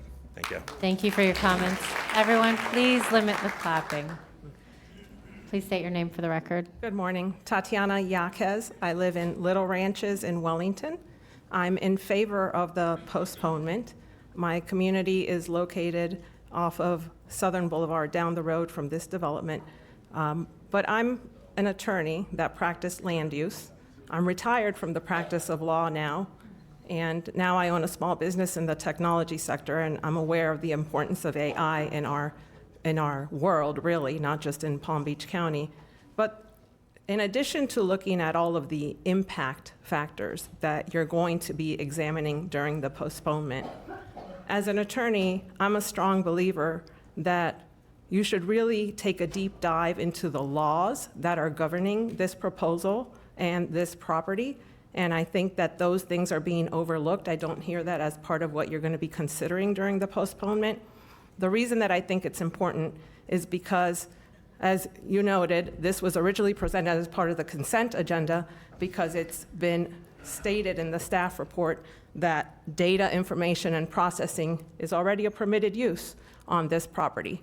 And I submit to you that an AI data center is not the same thing. When you have data, information, and processing as a permitted use, which has been part of the Palm Beach County Code as well as other codes for a long time, that's a light industrial use. An AI data center is a new type of use in our world that has never before been faced. And the reason that that's significant is because when you have light industrial uses, the impacts of those types of projects are limited to within the boundaries of the property. And I think that from what you can hear today and from the fact that you're postponing it to get more information about exterior impacts of this project beyond the property boundaries, that it's actually going to be a heavy industrial use, which is not permitted on the property. So All right, our please next do a deep speaker dive. is Thank you. Robert For your comments. LeBruno, Ben Brown, Elizabeth Padich, Kefim Hilaire, St. Hilaire, and Matt Hernandez. Please state your name for the record. Sure, Robert LeBruno. I'm a resident of Wellington and also Arden. I'm also a 29-year expert in data centers, and I could tell you nowhere in the world is a data center built this close to a residential community. Nowhere. Anywhere in the world, the United States, actually. And it was originally approved as a warehouse. Now they switched it to a mega hyperscale AI data center. That has massive implications.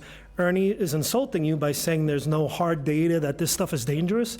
I can tell you it is dangerous to your health, not your ears, your lungs. Are you for or against the postponement? I'm for the postponement, but so that we can do additional studies. And I don't think this is enough time, by the way. There's definitely not enough time. The emissions of hundreds of megawatt generators that will be tested weekly needs to be studied. The emissions of expanding the power plant that they know they have to expand, it cannot handle this load. What is that going to do to the air? Legionnaire's disease that has a 10% fatality rate and is from the data center cooling towers that will be there. They have all this data already. There are 27 electrical contractors in Palm Beach bidding on this project currently. I know that for a fact, okay? So they have the data. We need the studies. We need to pause it. We need to do all the due diligence because you will see it is harmful to health. And that is something we need to take into consideration. There's 100,000 residents within 10 miles of this data center. They can move this data center anywhere they want. They have unlimited resources. It doesn't need to be there. Thank you. What was your name again, sir? Robert LeBruno, and I appreciate if you would all tell me what you like for coffee and lunch, because I'll be visiting all of you, calling and sending emails. And my boss allowed me to be here today and come here every day until this is stopped. And he builds data centers for a living. Everyone, please. Ma'am, please state your name for the record. Hi, I'm Elizabeth Pandich from Wellington, Florida. I'm a professional equestrian. I am for the postponement with some caveats to include. I urge you all, I have written to Ann Gerwig about upcoming HB 479 that's on the 2026 docket that could take away some home rule with regards to mitigating water quality, pollution, wetlands regulations, which is concerning to me that you guys might not be able to have oversight, and then it's more difficult for us as residents to go to Tallahassee than it is West Palm Beach. My other suggestion might be, I agree that we're going to definitely have more interested parties to attend these, and maybe we could have a bigger venue, and maybe it could be in after hours where it's not such a burden on people with school and work. I think that would show a lot of allegiance to your community. As far as the studies go, I'm concerned about the developer conducting those studies. It brings me back to Purdue Pharma, where they did their own studies on the safety of OxyContin, and look where that got us. Thank you very much. Thank you for your comments. Please state your name for the record. Kev from St. Hilaire. I'm an Arden resident, and I support the postponement of this. However, with all my other Arden residents, I strongly oppose this project, period. Thank you. Please state your name. Good morning, Commissioners. Matt Hernandez. I'm a 30-year Palm Beach County resident, grew up in Loxahatchee, and then moved my family to Arden last couple of years after my time in service. In regards to the postponement, I support a pause. I don't think 181 days is sufficient for gathering of the information to conduct these studies and then have them reviewed. If you are to conduct the studies, I do ask that we make sure that they are done by independent organizations and not via RFPs from the applicant or their stakeholders. Thank you. Thank you for your comments. Please state your name. Mr. Brown. Yeah, most don't know me.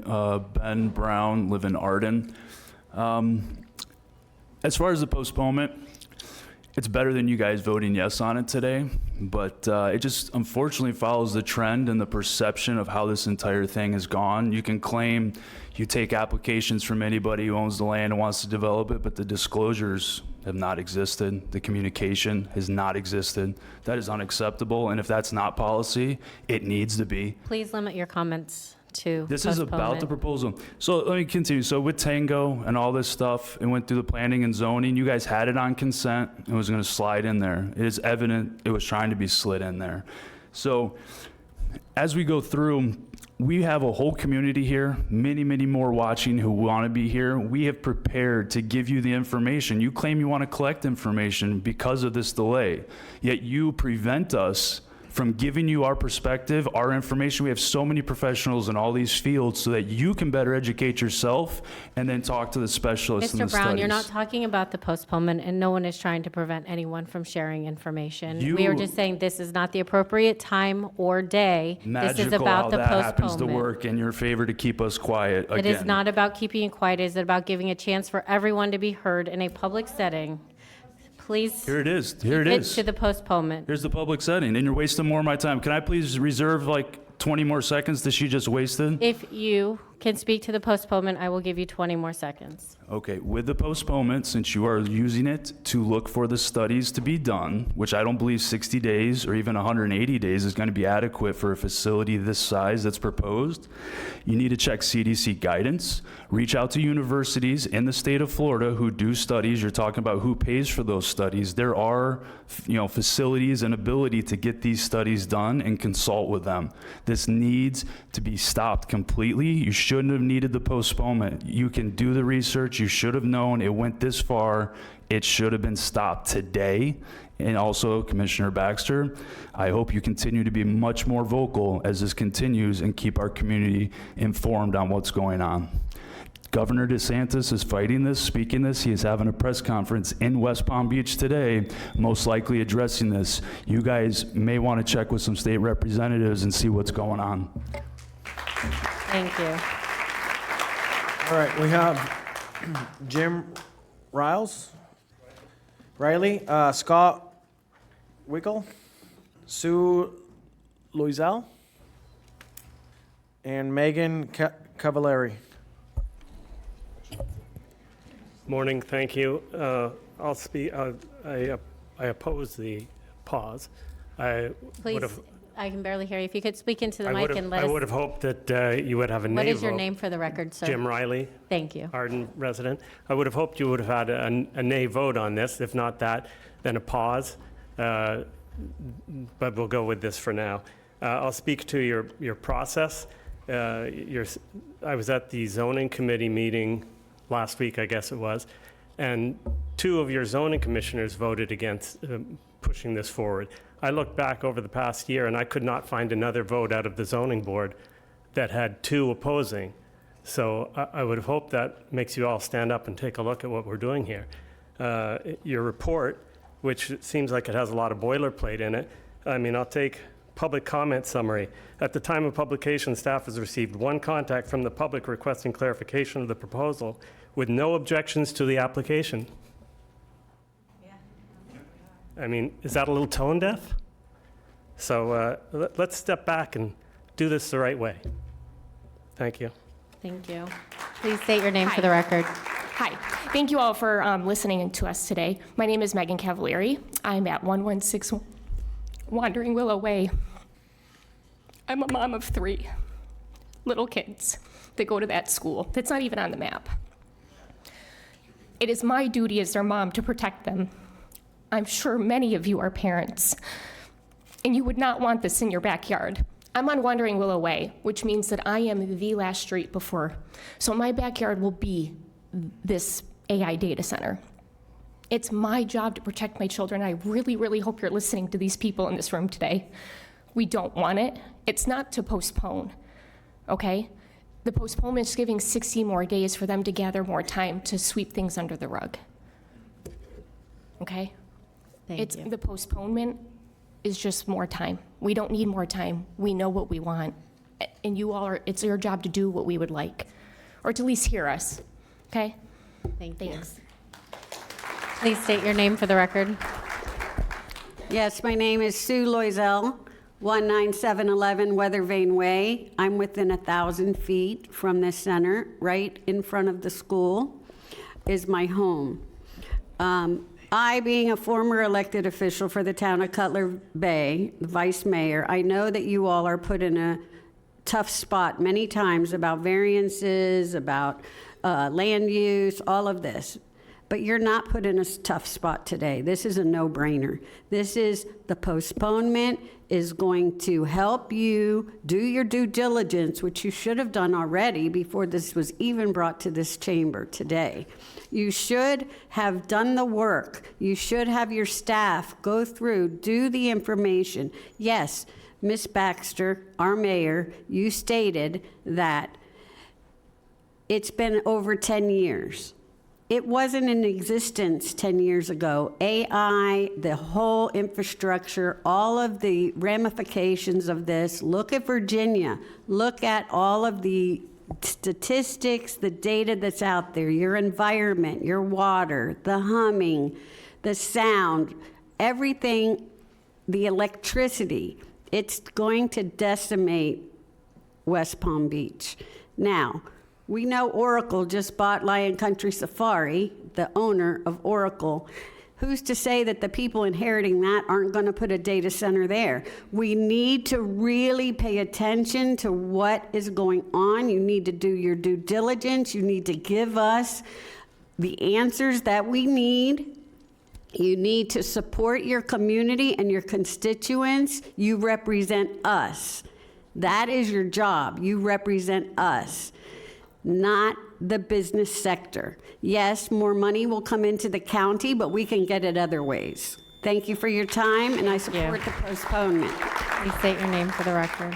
Hi, good morning. My name is Scott Weichel. I'm a resident of Arden, and I want to thank you guys for this. I do agree with the postponement, and I would hope that during that time, in addition to the study about noise, that a study is completed about the impact of an AI data center, hyper AI data center, on health, a study completed on what is the impact on the environment, wildlife, and our local delicate ecosystem, a study on the impact of a hyper AI data center on young people trying to learn when their school is adjacent to this center, and a study on the impact to our water supply and power grid.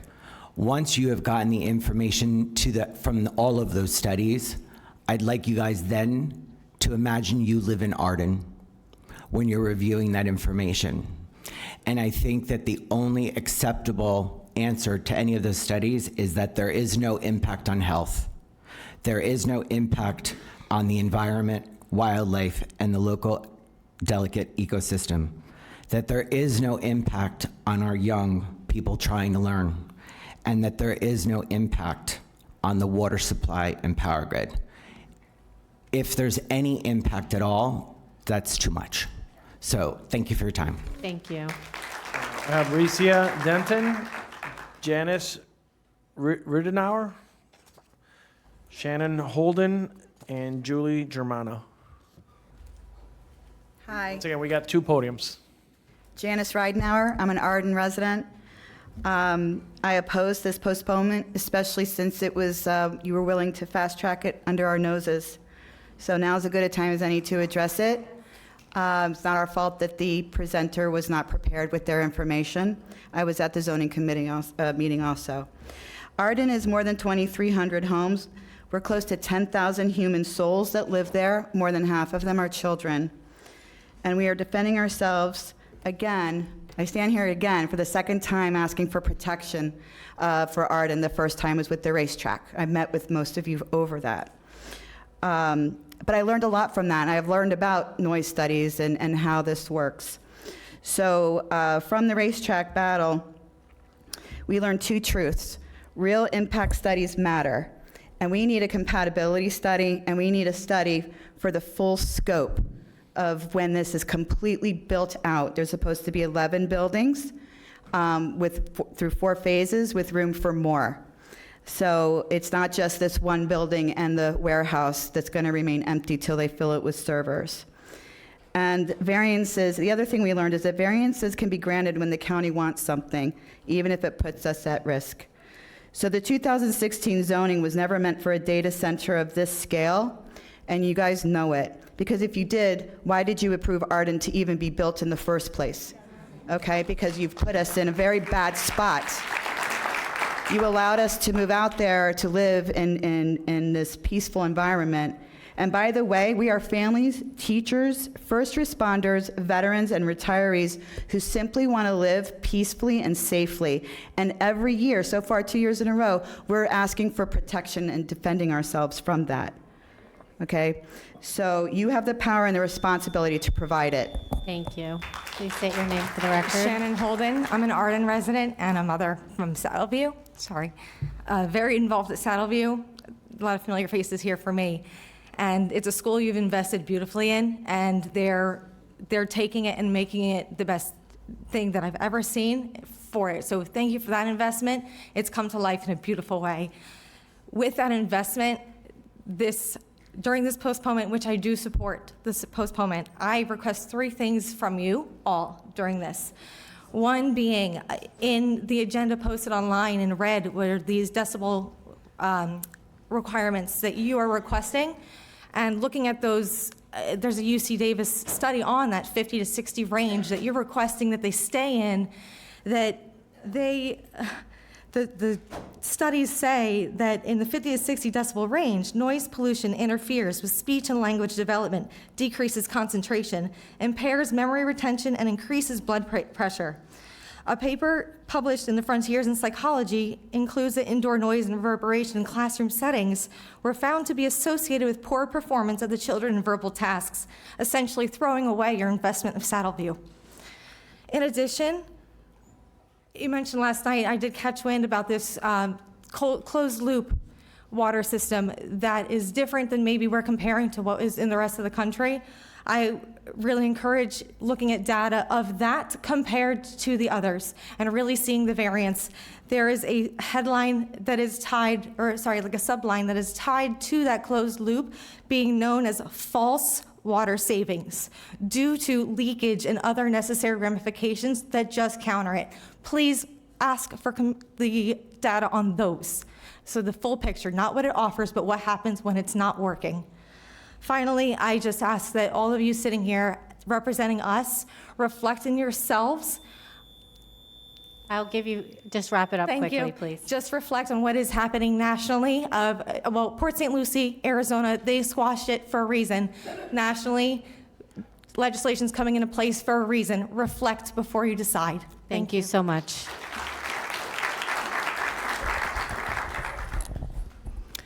Good morning. My name is Recia Denton. I do not live in Arden, but I am a resident of Wellington. We appreciate the postponement. However, a delay is not protection unless it is used for a full, transparent review process. We're requesting formal action, not simply a future vote.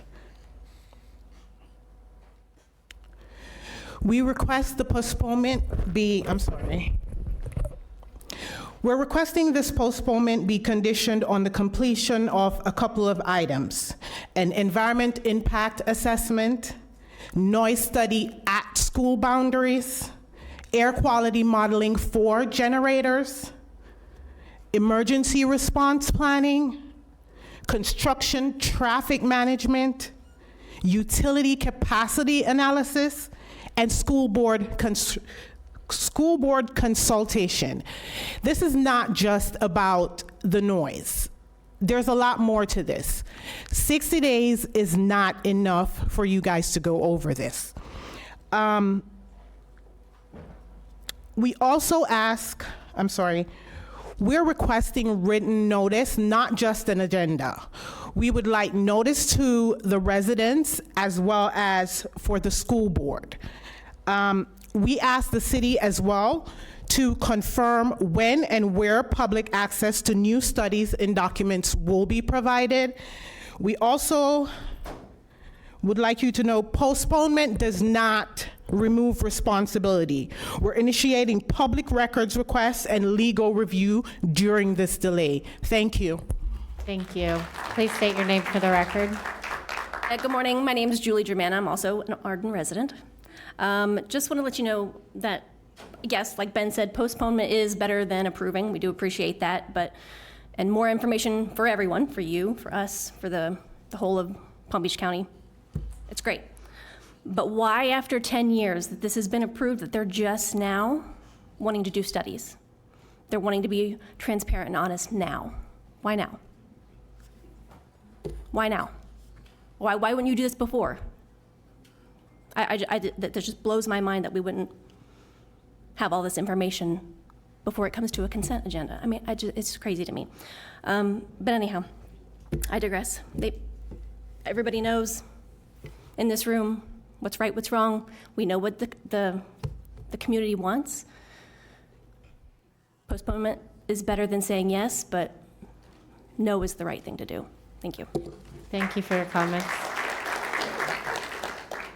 So we have 18 non-speaking cards, and then we have 92 emails that will be filed with the clerk.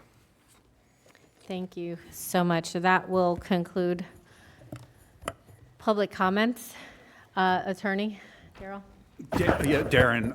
Karen, sorry. I just want to, I believe when the motion was made, there was no date set forth in the, I think we've heard. I just want the board to consider potentially amending the motion. I know the request was for a February 26th hearing date. I'll wait to hear from my fellow commissioners, but I don't want to stick to a time certain of 60 days in case we do need more time.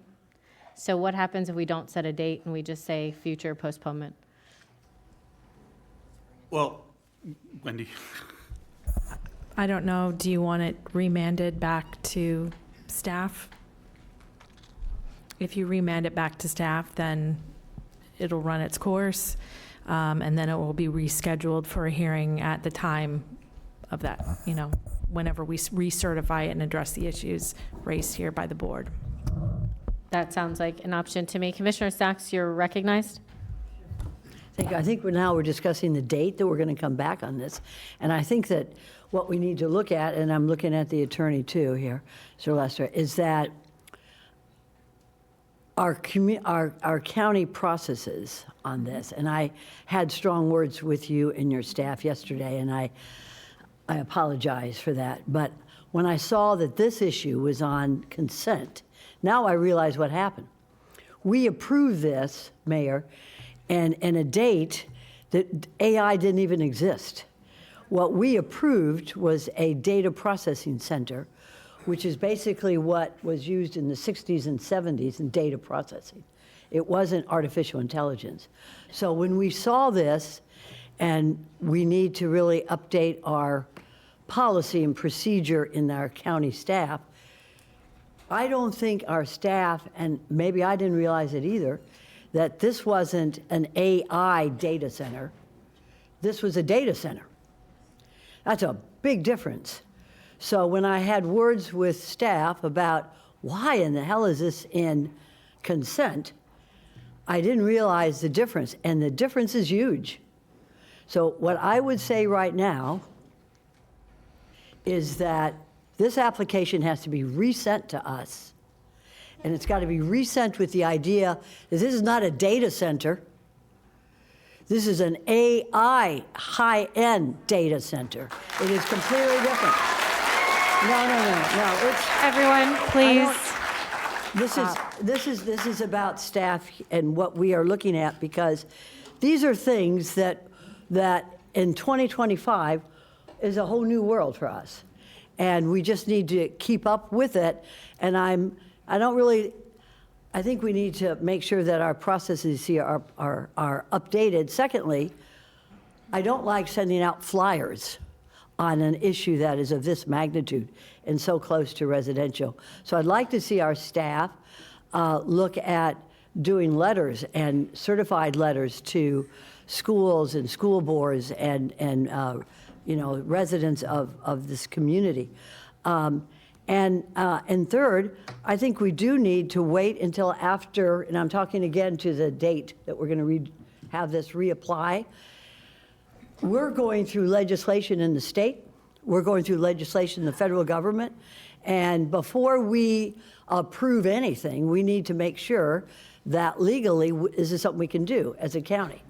And so let's see what the state legislature passes with regard to these high-end, complex industrial data centers in terms of location and certainly in terms of the studies that are coming out. So most respectfully, Mayor, and to our attorney and to the head of our zoning, I think that we need to review this, listen to my other colleagues in terms of, is this application ripe for us to review at this time? Because I thought it was coming in as a data center. We did too. That's why it was on consent.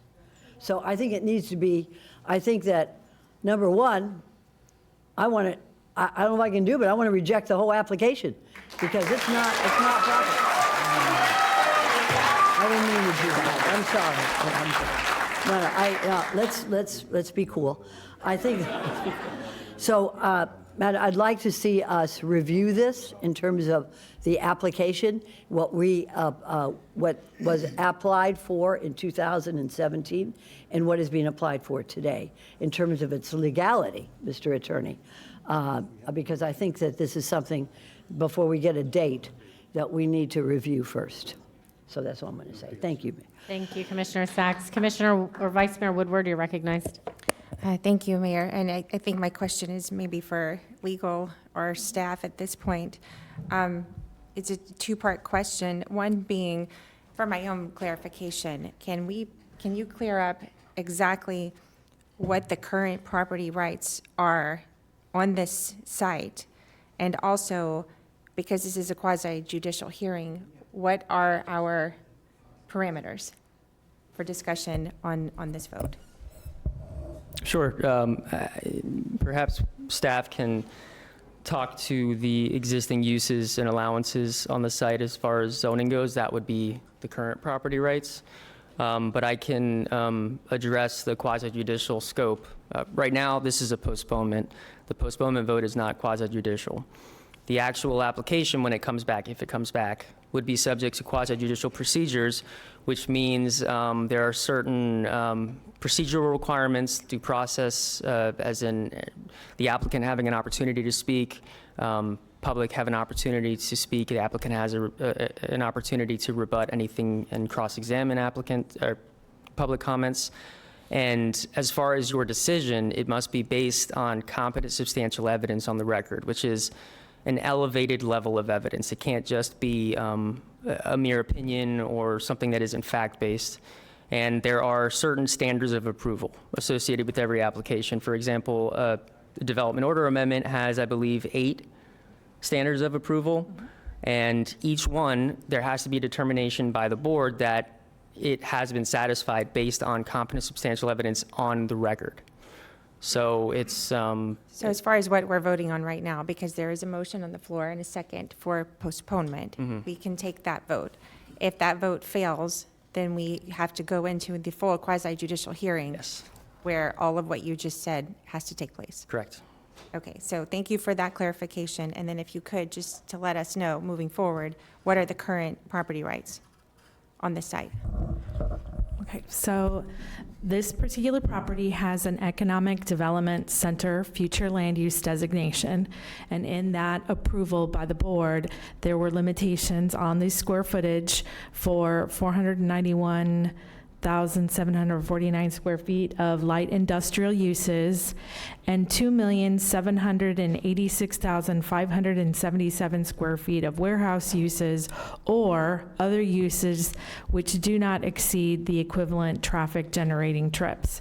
So it's multiple uses that are allowed in the EDC flu as long as it meets those limitations that are described in the conditions of approval with the future land use element. Following that approval, they received an approval by the Board of County Commissioners for their master plan.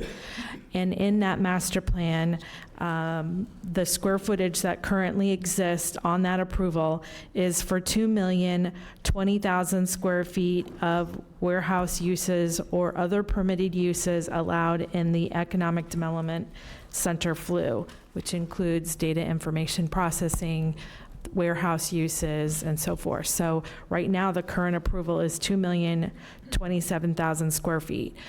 From the original approvals that they have, they've also received time extensions by the state in order to commence development. So the state has preempted local government and extended build-out times for that, those numbers as well. But the current approval, the master plan for 2,020,000 square feet. And when we had data center put in there, or we currently have that as in our current code, because this other stuff didn't exist yet. We don't have anything in our code that currently captures this. Is that correct? Under that direction, when that application came through, the zoning director at that time said that a data center falls under data information and processing. So that's how that use is approved on this application.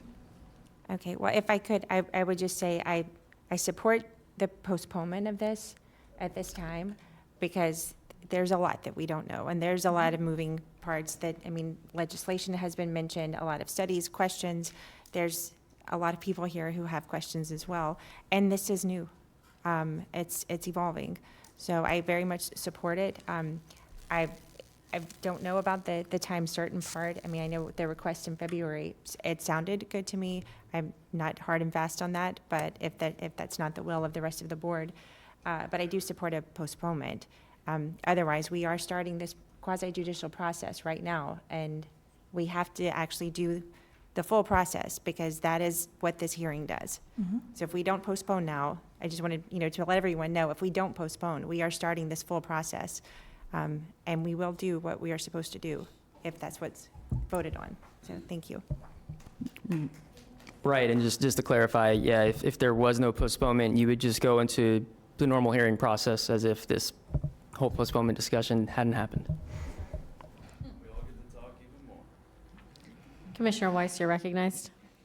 Yeah, I want to go back to legal counsel on this and regarding the dates. So we have an application in front of us.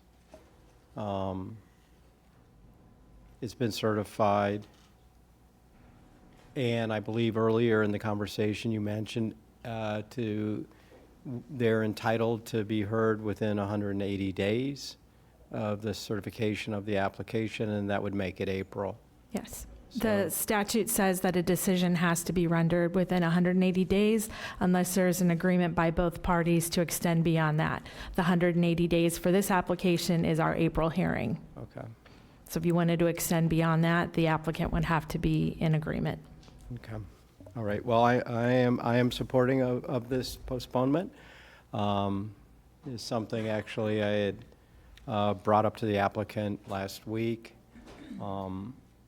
But also understanding too that they do have currently rights to develop their property, and the data center is certainly not going to, that use would not trigger traffic impacts. As we know, they have very low traffic impacts, so there's already a couple million square feet of opportunity for them to develop today.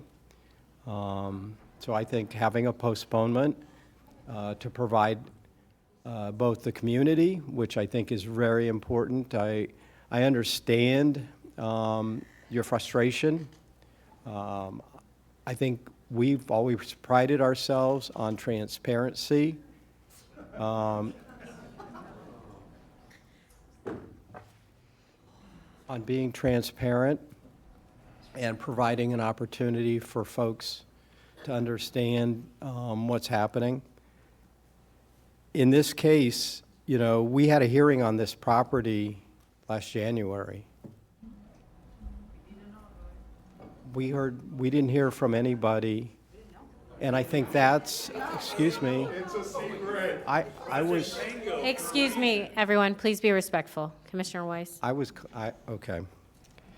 We had a hearing on this, and I'm just speaking honestly from how I am expecting the applicant viewed this, and staff, that there was no input from the public about that.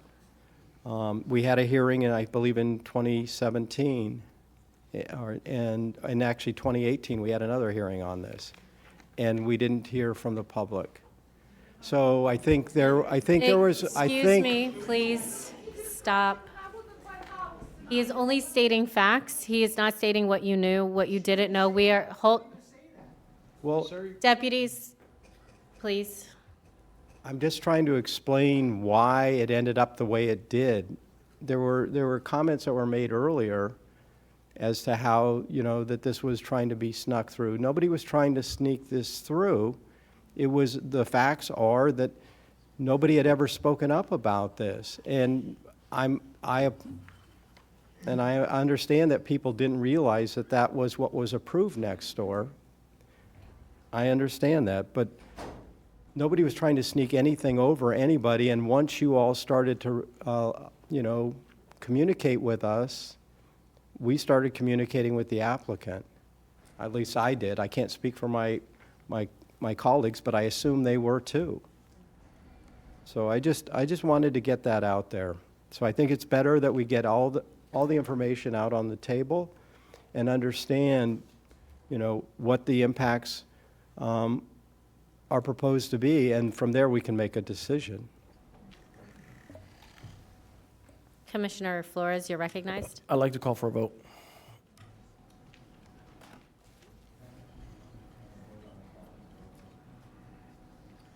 We have a motion and a second. You have to vote on that. I subtracted. Okay. Commissioner Sachs, I was going to. Thank you. I want to ask our lawyer, looking at our zoning application staff report, and if you could all review it at the same time or maybe have it memorized, but it states here that this is for a data and information processing data center used to be one space, was previously approved. My question is this, it's a legal question. Is the applicant today petitioning for an AI data center or for a word processing data center? I think that's Yeah, please turn your mic on. that's more of a factual question, but as far as which use it would be, it's been determined that it would fall within that data information and processing use, which is a use that's allowed in this zoning district. I don't think we have and I'm looking at experts here, I'm not an expert. Do we have a zoning ordinance that will require certain conditions for an industrial AI data center today? Because this goes back to data processing. I mean, I did data process, but AI, artificial intelligence, it's a different animal. It's like asking for, I want a horse stall for 3 horses, or I want a racetrack. Now, if two different things, dealing with equestrian, right? So, and I think this is where the issue laid in our staff saying it's okay to do this. We did it back in 2017, but is it the same animal legally that we are looking at today? Go ahead. Data information and processing is the under which back in 2016, the applicant had presented the future land use application, and in that staff report, numerous references are to a large data center, and that was in 2016. We did not have artificial intelligence in 2016. I just asked ChatGPT. She said she didn't exist. She wasn't born in 2016. So what I'm saying is that, can we approve today a small data center? Are we going to postpone this for a small data center? Or do the applicants want an AI data center? AI data center is not specifically called out in the code. Okay, that's what I thought. Is So it it called doesn't out in even the exist. application? It is, but I have to look at the application. If it specifically says AI data center, and the applicant can come in, but it says data center, I know that. Thank you. Commissioner Powell, you're recognized. Thank you for that, Madam Mayor. And with regard to this particular issue, especially that Commissioner Sachs is discussing, the data and information processing in the ULDC, under the definition, and when we talk about zoning and land uses, under the definition, a lot of these specific things are not called out. It's like, if you look at a type 1 restaurant, it doesn't necessarily say if it's a drive-through or if it gives it a brand. So when this, I'm imagining when this originally came through, the definition of this being an establishment for business offices of an industrial nature, including corporate centers associated with uses such as manufacturing and processing plants or similar industrial complexes, mass bulk processing, and telemarketing centers. The use is often integrated into campus-style developments and not frequented by the general public. That's kind of what's described in the application that we have in front of us. And if you look at it, the original application, how much of that application was specifically established for a data center when it was, and what we're looking at prior to what was proposed to be, what is proposed to be postponed, but what was proposed for today, how many square feet or how much of the development was supposed to be data center? I'm scrolling through the planning report. I can't account for what had happened in the planning application, so I might be able to defer to Travis. Ernie, or do you know the Tweed, answer to but, this? Would you please come forward?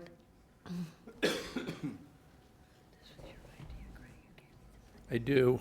Mayor and Commissioner Powell, the 2016 and then the update, the original application was to create a data center, which is essentially a building full of computers.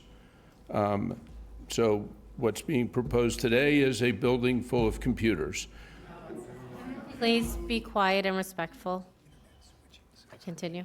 It's a building full of computers. So from a substantive perspective, the EDC land use exists on the property. The data and information processing use is allowed on the property. It's been approved for those uses. There's currently 200,000 square feet of Data and information processing approved. There's currently 1.2 million square feet of warehouse approved by site plan, and then we have the requirements under the Land Development Code. So we've complied with all of the rules and regulations of the county. What I also wanted to add, I've been listening, I've been taking notes. We do the projects the best way that we can, and we always do. What I would suggest, given the conversation today, since there is legislation that is pending at the state level, and it is within the 180 days, I would suggest, and we would agree to, a postponement to the April meeting, which is within all of the rights of the property owner and allows us to see what the Florida legislature does with respect to the proposed legislation. So just to the postponement, not the merits of the application, we would agree to that extension if that's acceptable. Thank you so much, and I think that would be ideal. Thank you. So we would have an April timeframe, okay? And so would you like to amend your motion? Commissioner Flores? Oh, it was yours? I gave, Vice Mayor Woodward, would you amend your motion? I'd like to finish I'm sorry, Commissioner Powell, please that proceed. thought. And I just want to be clear for the board as well, and for staff, when we're looking at this, what staff has brought before us, by definition, under the ULDC of what a data center and data and information processing is, this, what was being proposed, falls under this. So there's no specific outtake for anything related to AI. What staff looked at is what falls under this specific category and the ULDC and the Unified Land Development Code, which falls under data and information processing. There's no, and it also has a carve out that says that this term does not include such uses as business or professional offices, computer-related retail sales establishments, and personal services in medical offices or medical or dental offices. It's specifically the language that's in the ULDC is specifically designed, I think, to encapsulate the idea of what, if we were doing a data center, would be in here. So it's not like staff is doing anything or the board is doing anything to confuse anybody or look at something that's not there. This is, by definition, the category that it would fall under. So I just wanted to make sure that we put that on the record and we're clear so that when I hear people say things like transparency, this is, unfortunately, this is as transparent as it gets, and it's under the code that we have before us today. Thank you, Madam Mayor. Thank you, Commissioner Powell. Did you want me to amend my? If you would, please. I would amend my motion to postponing to the April zoning meeting.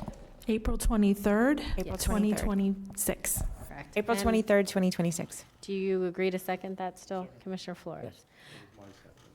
Commissioner Weiss has the second, and we're not voting yet. Commissioner Sacks? Yeah, I just want to be sure, that was a good point. We are now going to be voting on an application that is exactly what it was On the when we saw it postponement on of the an record, which is application. a data center, and not an AI data center, but exactly what we reviewed that is in the formal application and given to all 7 of us. And thank you for bringing that up, Commissioner Powell. So it is not, if they want an AI data center, they'll have to reapply in a new application. That is, Wendy. No, that's not what I'm saying. Correct the Okay, so record. I'm sorry. I'm looking at our formal application to the board. And it says, and I'll read it. I'll read it into the record.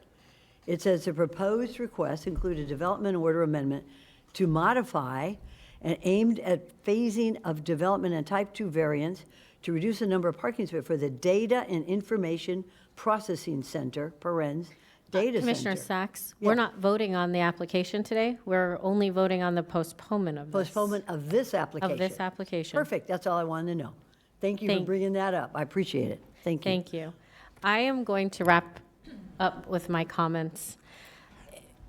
I strongly, strongly believe my number one job being here is to absolutely represent residents and my residents in my district. And that is number one above anything else. And I stand by that firmly. I fight for my residents. I always want to hear what they have to say. I do plan to have a meeting, a town hall meeting, to hear what everyone individually has to say. And with that being said, I do want the applicant to also hear what is being said today. I absolutely want the sound study done. I absolutely want a source of information that I feel comfortable enough. I have small children. I have a 7-year-old and a 10-year-old. I would absolutely want to make sure nothing being built would be impactful to them. I do want to make sure that the safety concerns are addressed, because as the information I have today, I don't like it. So this postponement is an opportunity to get more information. And if they can't prove beyond a doubt that this is absolutely safe for the residents, I wouldn't support it. So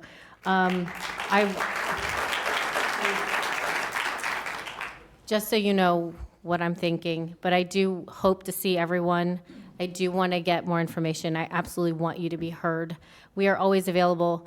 I also would like to just say there are processes. We are never intentionally trying to slide something through, undermine anything. I can understand how it feels that way. I have felt that way.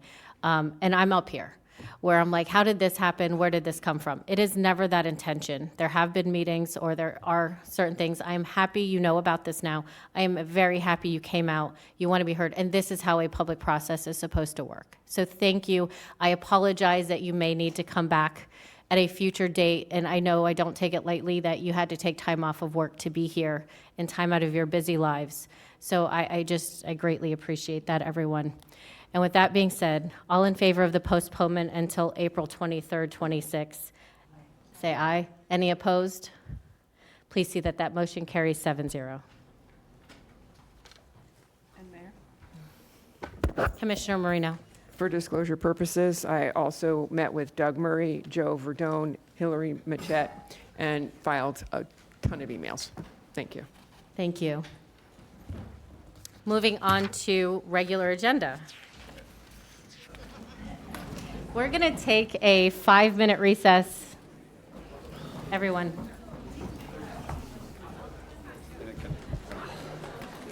After recess. Oh, my knee is killing me. I ran in here.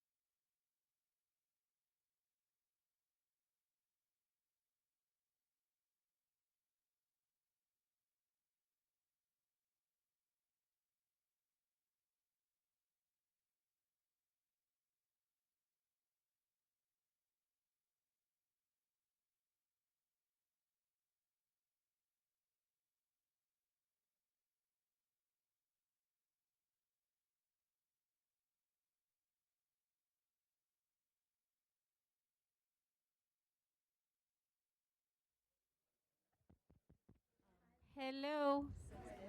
Joe, could you get somebody? Oh, yay. Thank you. If everyone could please take your seats.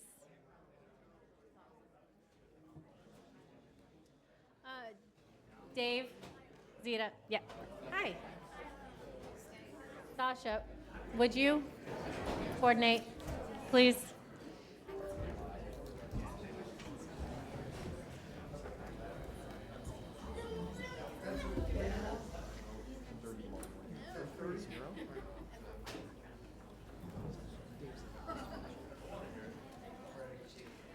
All right.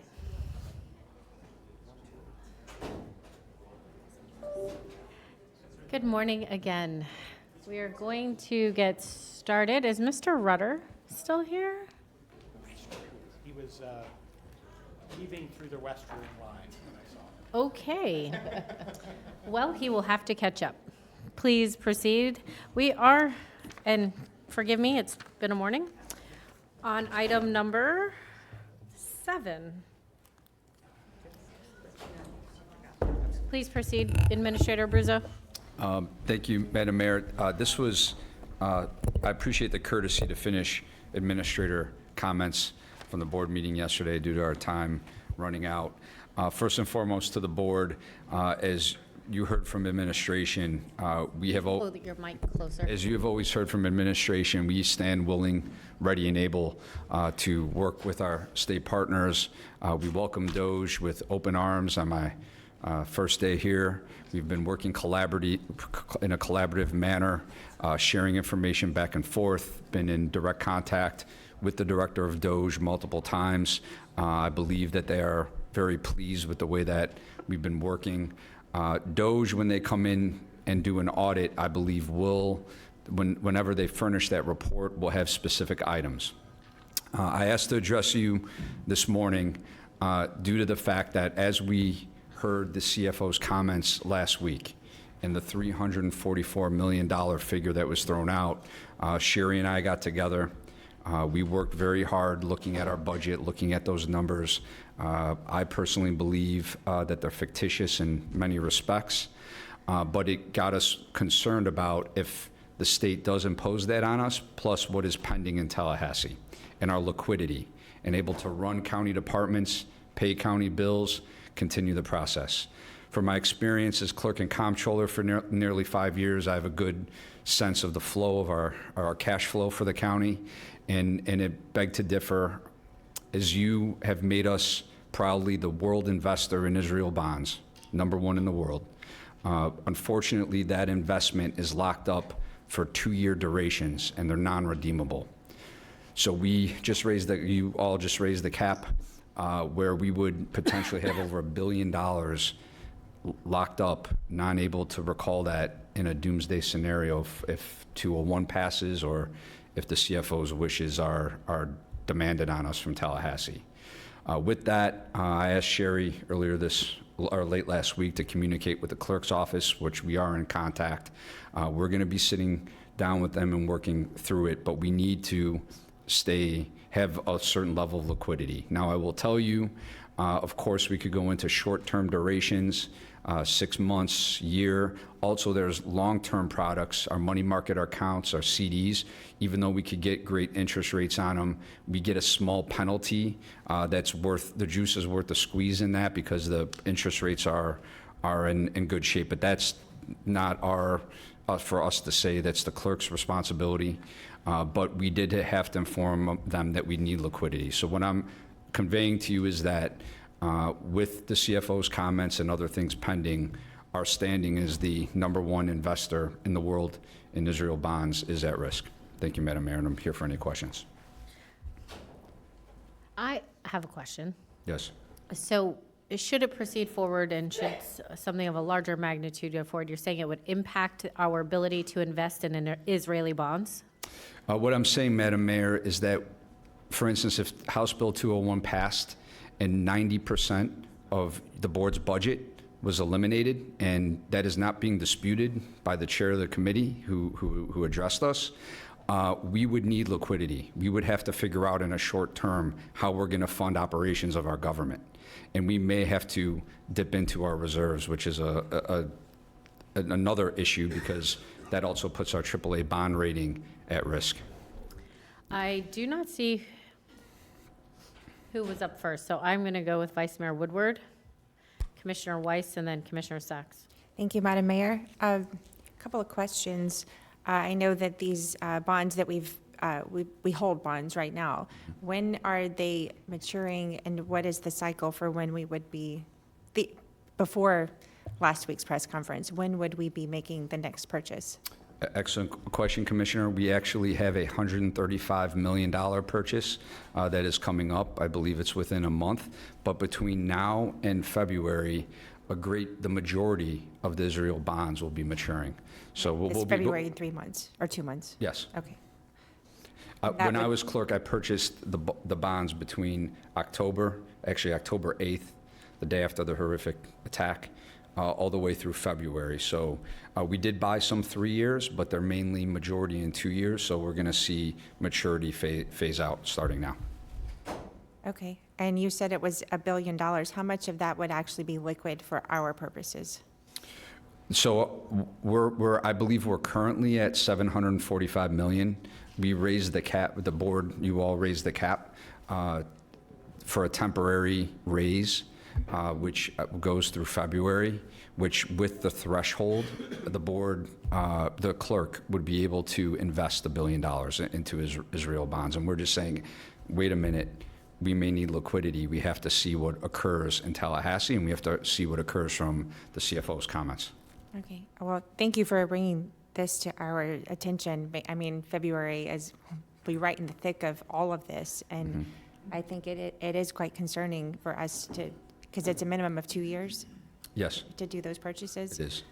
Okay. Thank you for bringing this to our attention. Thank you. Commissioner Weiss, you're recognized. Thank you, and thank you, Administrator Abruzzo. Couple of things.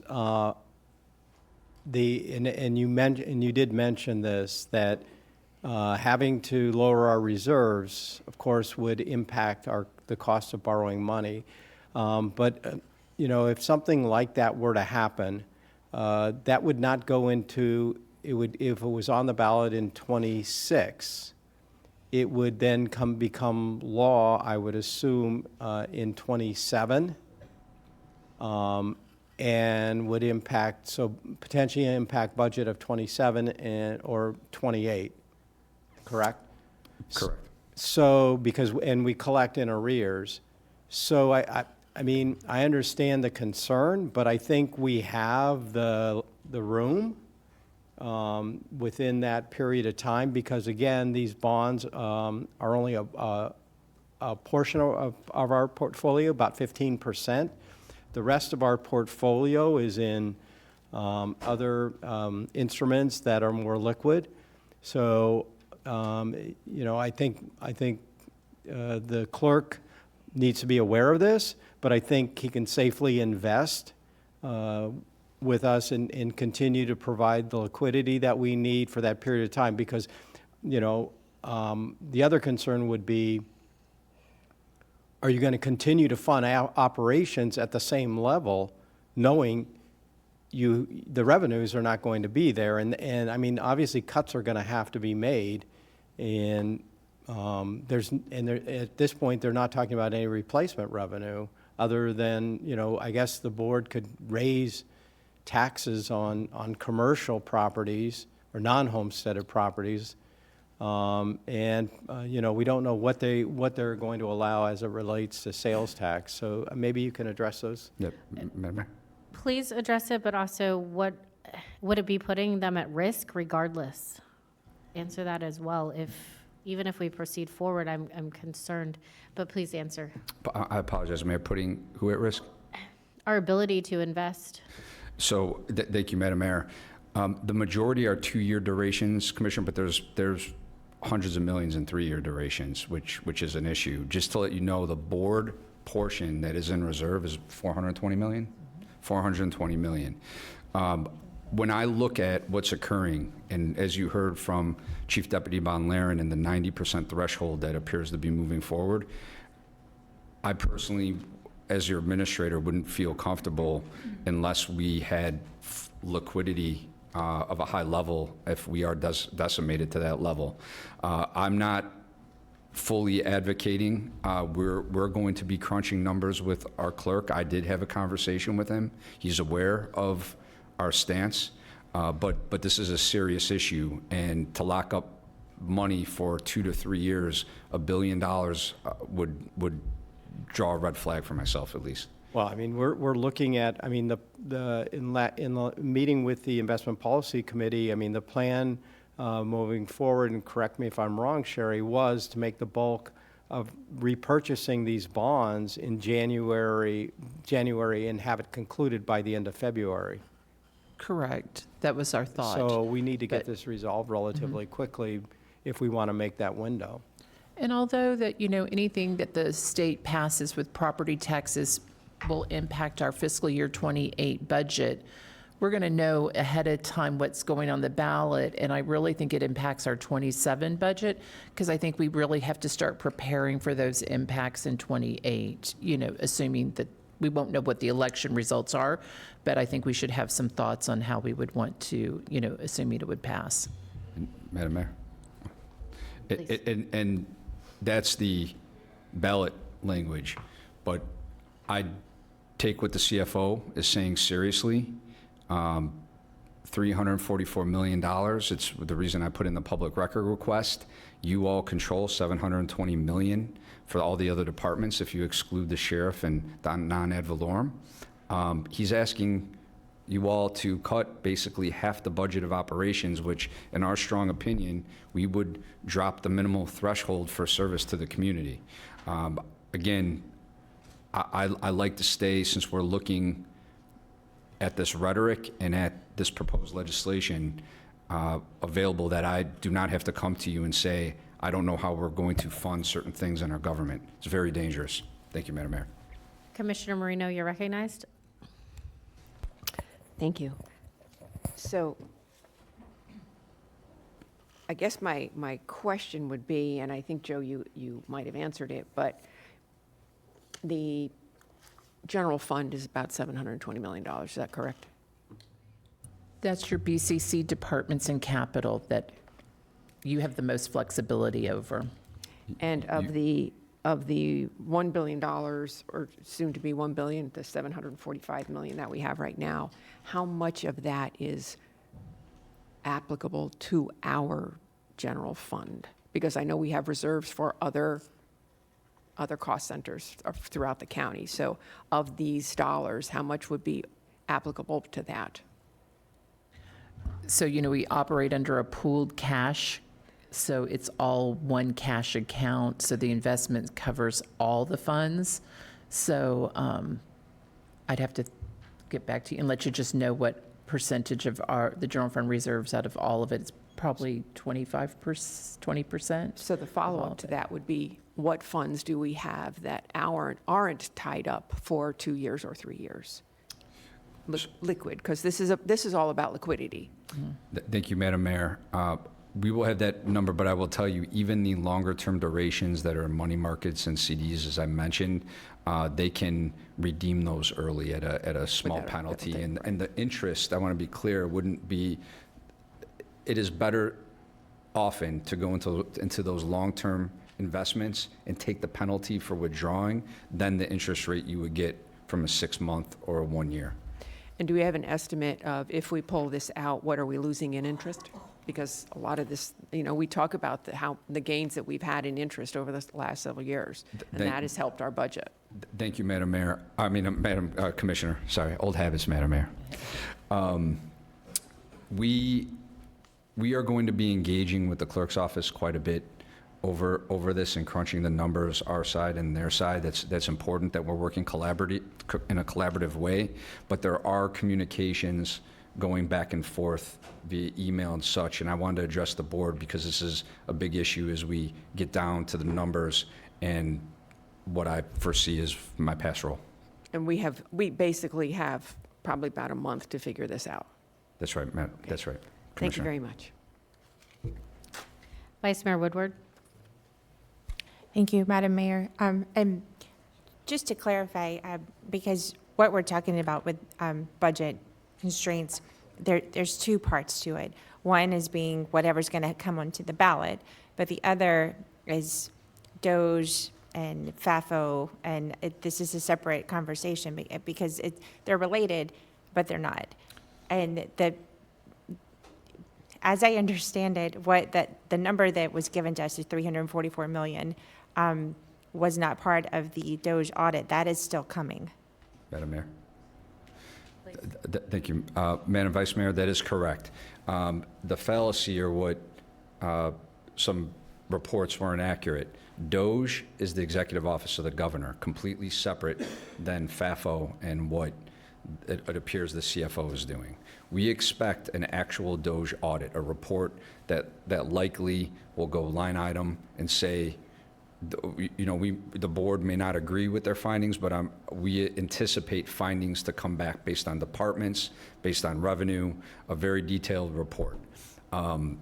What occurred from the CFO seems to be more of a personal opinion based on CPI, which is, I don't believe, anywhere near what Doge is doing. That's why they spent 2 days here, ran a computer program through all our departments. They've been asking us questions. It's more of a standardized audit. Now, I would like to say, in the past, when I was audit chairman in the legislature, audits took a long time, years, to get it right. I wasn't around when the AI and the computer systems that they developed and are running now. So things seem to be moving in the auditing world, both private and public sector, in a much lightning speed compared to when it had to be pure boots on the ground. Thank you, Madam Mayor. And just to follow up with understanding the reason, one of the reasons, because we did discuss this last night, just to kind of get my brain around it a little bit, the long-term investments that you were talking about that we can get for a penalty, we cannot do that with the Israeli bonds. That is correct, Vice Mayor. When we purchase Israel bonds 2 or 3 years, we're locked in. They're not recallable. We're stuck in those investments. So the time is the time. And I agree that the ballot language, and that we're going to have time afterwards on that, but the Doge audit is coming. I mean, I'm sure within the next few months or so we will get that, and we'll have to deal with those things. But that next year's budget is going to have to be, this is going to have to be considered. So what are the plans for the next month or so before this decision has to be made? Well, Madam Mayor. Please, go ahead. Thank you. And just so you know, whenever Commissioner or Vice Mayor asks a question, you don't need me to recognize you. As Senator Powell and Senator Sachs knows, we always go through the chair. So we just started our budget process, and we're working together. So we're going to have Plan A, B, C, and D. First and foremost, I did ask, as I mentioned to the board, the departments to put in 5, 10, 15, and 20 cuts to their respective departments. So the directors are looking at those scenarios, and we'll be proposing them to Sherry and I'll say at management level administration. So we're crunching the numbers. I will tell you, it is my prerogative that I will present from administration several options to the board, from both status quo to tax reductions. And that's our plan. Okay, and just a final question, in your time as clerk, how much did the purchase of those bonds really generate for our taxpayers' money? Tremendous. To put it in perspective, when I became clerk in 2001, the entire investment portfolio, 100% of the portfolio that had just $5 million at the time invested in Israel bonds, the entire portfolio was generating $27 million a year. Just 15% of the Israeli bonds have been producing on average about $35 million a year. So 15% has been outperforming 100% of the portfolio. That said, the other, even though that's, I would submit our top return, all of the other, we divested out of the majority of our product in 2000 through 2001 through 2002 and went into different holdings and manage the money different. We have an incredible treasurer at the county in Felicia Landerman. And the entire portfolio went up to over $250 million, highest return in the entire state. Both, that's not only per capita, just in general return.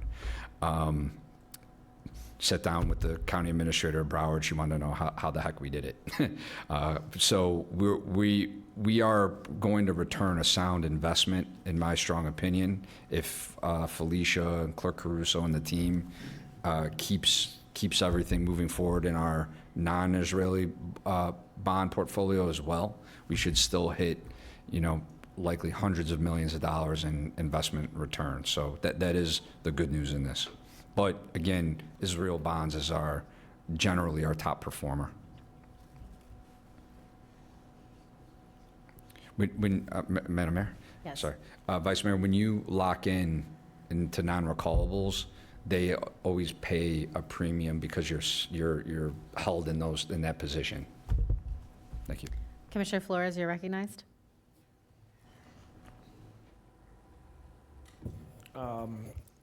Administrator Abruzzo, I just want to say thank you for bringing this up to our attention and kind of keeping an eye on what's the climate out there. Unfortunately, this is sad that we're having to start thinking about how we're going to manage our budget 3 years down the road. But I appreciate you having the foresight to look ahead, to see how this could possibly impact us. I think that having liquidity is extremely important as we navigate forward. And not being able to renew these investments in the portfolio in the manner that we were will affect us. It's going to affect us next year because we're not going to be generating the interest that we were generating. So this is up for people to start listening and hearing some of the things that are coming down. It's affecting us. It's affecting our ability to be able to collect interest, to be able to plan properly. And it's a sad day. So thank you for having the foresight and keeping an eye on this. And I look forward for you to bringing some actionable items so that we can start making some of these changes. Thank you. Thank you. Please. I appreciate your comments, Commissioner, and I would say the rhetoric we have to prepare for. We take it seriously. So words have consequences, and there were some pretty strong words thrown our way. So as a Coast Guard veteran, semper paratus, as you heard me say, always ready. I'm just trying to be prepared from all angles. Thank you. Commissioner Sachs, you're recognized. I want to thank you so much, both of you, for, first of all, Administrator Abruzzo, for investing in Israel, especially on October 8th. If ever they needed us, that was the date. And it's a good investment. The returns are profitable for the people of this county. Secondly, I want to thank you for your response to the CFO of the state when he came here 10 days ago about $344 million in excess without any statistics. I'm sure it's difficult for you and for our budget staff to review this, to respond to it, other than to say, give us the statistics, we'll sit down and talk with you, and I appreciate your response to that. And third, thank you both for getting us prepared for what may be an eventuality that we need to be ready for. I appreciate it. Thank you. Thank you. That's all for comments. Thank you so much for keeping us updated and informed so we can prepare for the future. Thank you. Thank you, Madam Mayor. Thank you. Board. We are going to item 9.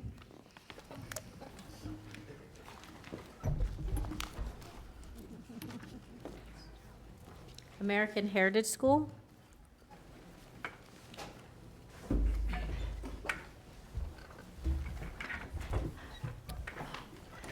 Darren? Yes? Would it be appropriate to start with the applicant or staff presentation? We usually start with the applicant, right? We start with the applicant, but would you like to do disclosures on this Yeah. first? Yes, let's do disclosures first, starting with Commissioner Marino. Thank you, Mayor. I met with Scott Backman, and I filed correspondence with the clerk. Thank you so much. Commissioner Powell. Thank you. I had verbal correspondence with Joni Brinkman and Scott Backman. Vice Mayor Woodward. Thank you, Madam Mayor. I had verbal communications with Scott Backman and email correspondence filed with the clerk. I've had emails filed with the clerk, and I've met with Scott Backman as well. No site visit. Commissioner Flores. I've had written communications with Kelly Quinn. They've been filed with the clerk. I technically had a meeting scheduled, but it got canceled, so I did not have any verbal or site visits. Commissioner Sacks.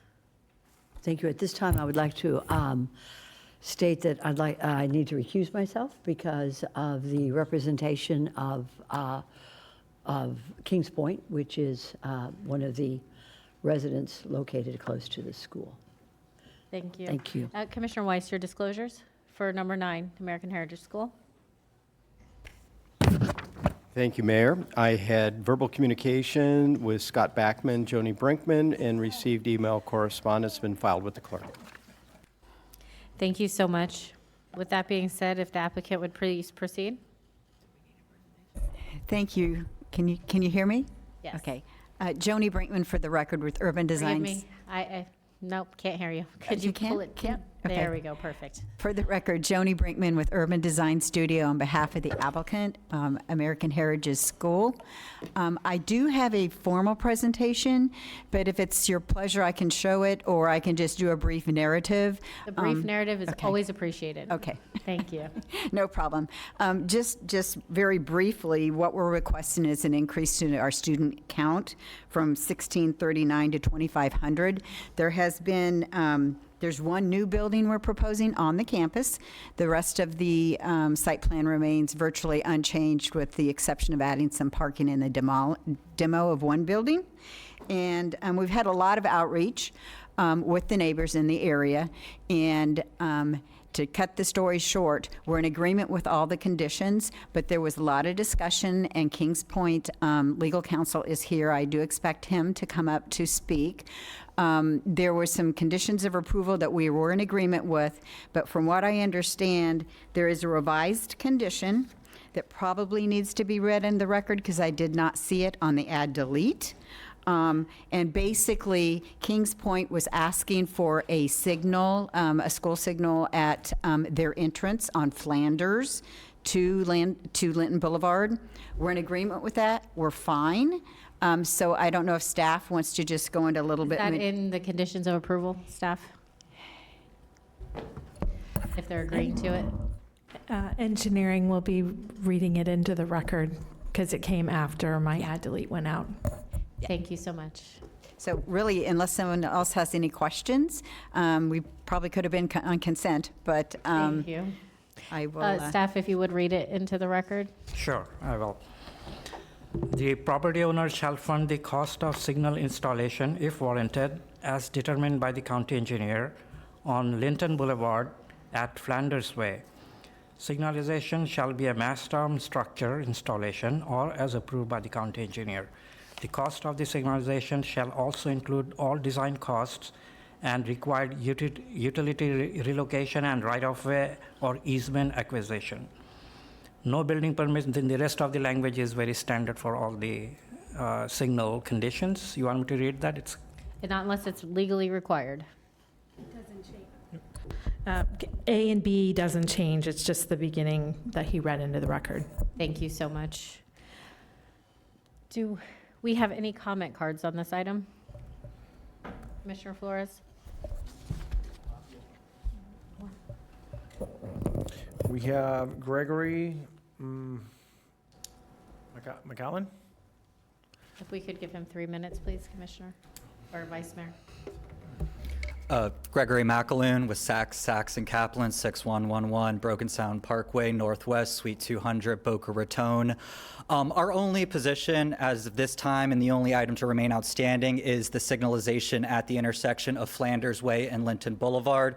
With that being incorporated, we do not oppose this. We've worked long and hard with the applicant to incorporate additional conditions. The only thing I'd like to mention is that, and just for clarification purposes, we're not requesting a school zone. We're requesting the light at that location to be in operation during peak school hours, to be manned by a PBSO sheriff. At all other times, it can remain in the green or blinking position with it. We're not looking for a school zone. We're simply looking to discourage conflict at that intersection so residents of Kings Point can adequately make the right turn out and then make a U-turn accordingly with it. So as long as the Flanders Way light is incorporated and so long as it is in conformance with the items that I just described, we do not oppose this application, and we appreciate the applicant and the city for their efforts in making this happen. Thank you. Thank you so much. Staff, we cannot require a PBSO person to man a light. No. We cannot require it in a condition of approval. It'd have to be a private But we can agreement. just make sure the light is there. Yes. Thank you. I just want to make sure that's clear. I will entertain a motion to approve item number 9. So moved. I have a motion by Commissioner Marino, a second by Commissioner Weiss. All in favor, say aye. Any opposed? So please see that that motion carries 7-0. 6-0, excuse me. We're missing one. Item number 10, the Green Market. No disclosures are required on this one. No disclosures are required. We do have an amended motion. This has been before the board a couple times now, so this is for final adoption for the Green Market Ordinance of the ULDC changes. Thank you so much. Do we have an applicant No. here today on this? No, this No, is staff. Staff. If you would like to give us a Motion to very approve? brief narrative? No. No one needs one. No, okay. I will entertain a motion. So, Commissioner Marino has made the motion. Do I have a second? Vice Mayor Woodward, all in favor? Any opposed? Please see that that motion carries 6-0. On to number 11. Okay. The next item, item number 11, is a freestanding emergency department. It's a privately proposed revision to the ULDC, so there is an applicant. This was before the board for Phase 1, in which the board agreed to initiate. In this request, we are proposing to modify the ULDC to incorporate freestanding emergency departments under medical dental office category. We've included definitions that are consistent with the Florida statutes. And so with this, we're having two motions, one to allow it at 9:30 a.m. at our regular time, and the second to approve request for permission to advertise on January 25th. So I don't know if the applicant wants to add anything in addition to what's in our staff report. There are no disclosures required on this. I will entertain a motion by Commissioner Flores made the motion, a second by Vice Mayor Woodward. All in favor? Any opposed? See that that motion carries 6-0. Item number 12. Item number 12 is for our planning division, and they will be doing a presentation on a follow-up as it relates to workforce housing.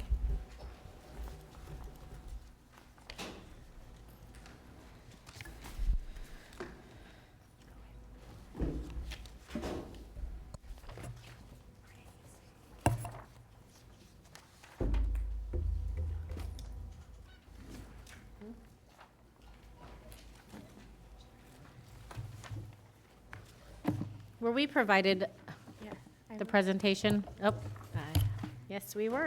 We were.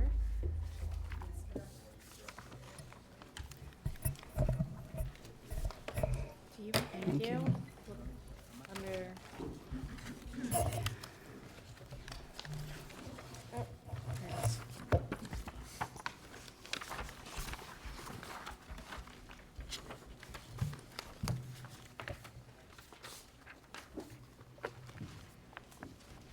If you'd please begin. Sure. Good afternoon, Commissioners. We are here because you may recall back in August, The board discussed a number of different workforce housing topics. At that time, you gave staff direction to proceed with 2 items, which we are implementing, in the process of implementing, and you gave direction to not proceed with 2 of the other topics discussed, and then asked us to return with more information on 5 topics, and that's what we're here to do today. I will also mention that after that discussion in August, I believe it was at the end of October, the board also requested information on history and background on the exchange option of the workforce housing program, as well as the in lieu fee option. And we have provided that information as part of this packet in attachment B. It's not going to be discussed today unless you have specific questions. So the first of the 5 topics that we were to bring more information back on had to do with providing density bonuses greater than 50% by right. The workforce housing program, the way it's set up today, is density bonuses up to 50% of the land use designation are essentially administratively approved. There is no requirement for board approval. Industry has requested that density bonuses beyond that be not done through a separate process that requires board approval, but that be permitted by right. This, of course, increases predictability for developers because they can know at the outset the amount of density that a project may have, but it does diminish board discretion in terms of decision-making on projects that are asking for larger density bonuses. We did look at other local government approaches to density bonuses, and I can tell you there is no single approach. There is no best practice with regard to this. Some local governments. And to reiterate, this is only in certain areas or certain zoned areas? Yes, the density bonuses apply only where the workforce housing program applies, which is only the urban suburban tier in the county, yes. Some local governments we looked at require the elected body's approval for any level of density bonus. Others apply a criterion or a formula that makes the density bonus more predictable, but they have higher and higher exactions of workforce housing as you get higher density bonuses. And so really, this is a policy decision for the board, what objective you want to achieve in balancing that predictability for the developer versus retaining discretion for the board. The second topic that we were to return with information on had to do with eliminating rental subcategories.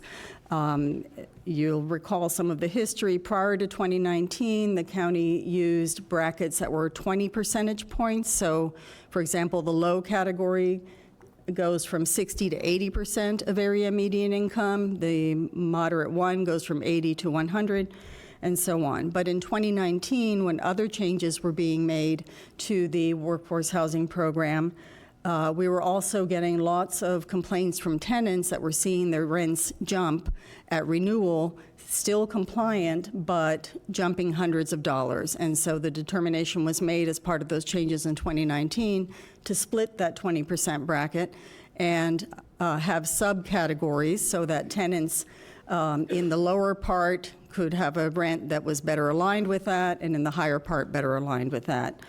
And help to prevent some of the financial hardships.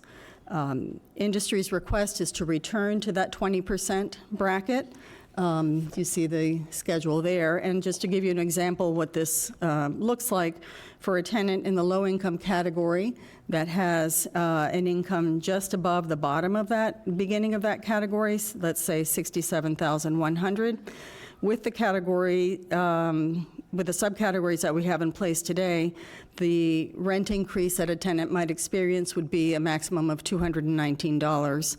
And without those categories, that's twice that at $439. So again, in looking at what other programs do, many do use a 20% bracket. I'm not sure that they have rents at in our levels, but many do use a 20 percentage point bracket like was used here before and like industry is requesting.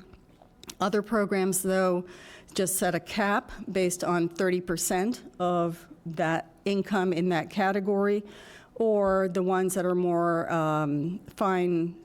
finely, strictly defined, apply 30% to each individual tenant's income. So that is another possibility. These are just models that exist out there. And again, it would be board direction on how you wanted to set policy to align rents for tenants with their incomes.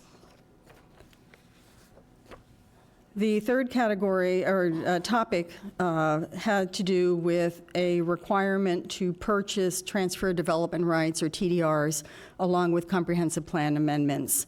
And just to remind you, back in August, there were 2 items in front of the board related to TDRs. One had to do with redirecting the proceeds from the sale of TDRs away from the maintenance and support of environmentally sensitive lands and natural areas, and use those funds instead for housing purposes. The board clearly said no, not to proceed with that. However, there's a related concept that industry had put forth, which has to do with eliminating a requirement that is currently in the comprehensive plan and has been there since 1998, that TDRs be the mandatory method of increasing density. So what that means is, for any comprehensive plan amendment, the first layer of that density increase is going to be TDRs and include the purchase of those TDRs. This is the topic at hand today. So just to explain how TDRs and environmentally sensitive lands maintenance came to be together in the first place, take you back for a moment to the 1990s when the BCC directed an evaluation of the TDR program. TDR program had been around since 1980, but it really wasn't being used. And so in the 90s, the board created a task force and gave that task force the assignment of looking at how to make a more effective TDR program. At the same time, not directly related, the county asked voters, and the voters did approve, bond issues for the purchase of environmentally sensitive lands. So with this task force convening, all of that happening at the same time, the task force recommendations and ultimately the board direction was to make the TDR program a mandatory program, no longer voluntary and no longer strictly for private transactions, and to establish a county TDR bank where those development rights that were coming off of the environmentally sensitive lands that the county was purchasing could be put into that bank and generate proceeds for the maintenance of natural areas. So that is the direction that staff received at that time, and the TDR bank has been up and running since. The proceeds, as you may recall from August, when the same slide was shared with you, the proceeds average about $650,000 a year. And if TDR sales were no longer associated with the amendments, we could see that number drop substantially, somewhere between 2/3 and 80% of the proceeds, depending on if we calculate pending sales or not, could go away. So it would essentially have the same effect as what you told us in August that you did not want to proceed with, which was to eliminate funds for the natural areas coming from TDRs. And I will also point out that you received an email from the Jupiter Farms Residents Association, a copy of which is also at your places, that is opposing that possible change. Okay, the fourth item, just to point out here, before we leave this topic, so the industry request is to eliminate that requirement to purchase the TDRs, presumably because of the additional expense that it brings. But I do want to again highlight that when TDRs are purchased, 34% of them have to be used for workforce housing. If those units are provided on site, the price of the TDRs is discounted 95%. So the numbers are very small in terms of the required workforce units that come from TDRs, and the developer has the option to purchase all of the TDRs at the workforce price if they want to increase the number of restricted units on the site. So, and if the workforce housing is not delivered on site and dealt with some other way, then those units essentially are market rate units available to the developer. So again, this combination of TDRs, workforce housing, amendment process, really combines a number of different policy objectives, not only the original issue of redirecting population impacts away from environmentally sensitive areas and agricultural areas, which was the original intent of the TDR program, but also increasing the workforce housing supply, but at the same time limiting the impact on housing costs, and again, recognizing the significant additional entitlement that is provided to developers through the amendment process. So all of that obviously comes into play. Okay, then the fourth topic had to do with creating a waiver or some other sort of relief for from their workforce obligation for projects that are building 100% workforce level priced housing. Historically, the workforce program has not allowed the same unit that's already restricted through a funding grant or through another program to also count toward meeting the workforce obligation of a project. But the board has made some exceptions in recent years. For example, when the exchange program was set up in 2019, the board said, well, we could consider a project that is receiving exchange units. We could conceivably consider one of those exchanged units to meet the workforce obligation of the project that is receiving it, and you wanted to do that on a case-by-case basis. So that is in the program today. But the reality is that we have a number, not many, but a number of projects that build 100% workforce units based on their funding or other characteristics, and they don't have a market rate unit left to either restrict to meet our obligation or to sell at market rate and generate funds for an in lieu program. So the industry request here is to expand the exceptions to be able to consider for sale projects that have restrictions that to ensure that those projects can be used to meet the workforce obligation. So again, policy objectives here is trying to facilitate the delivery of workforce priced units, but at the same time ensuring that the county is actually getting new units and that the units are not already counted towards someone else's obligation. And then the fifth and final topic has to do with flexible development regulations for projects that are subject to the workforce housing program. And this is a zoning topic, essentially, that Wendy will be addressing with you. So flexible regulations are built into Article 5G for those that are utilizing the full incentive program. So there's the limited incentive and the full incentive. So there are multiple, there's 6 different criterias that talk about the allowance of flexibility for the full incentive program, which include modifications to the RT zoning, T&D zoning PDR, single family and zero lot line, reductions in open space, credits towards traffic concurrency. So there are different allowances for flexible regs. The industry wants to be able to utilize those flexible regs on the limited incentive as well as across the board on the entire development.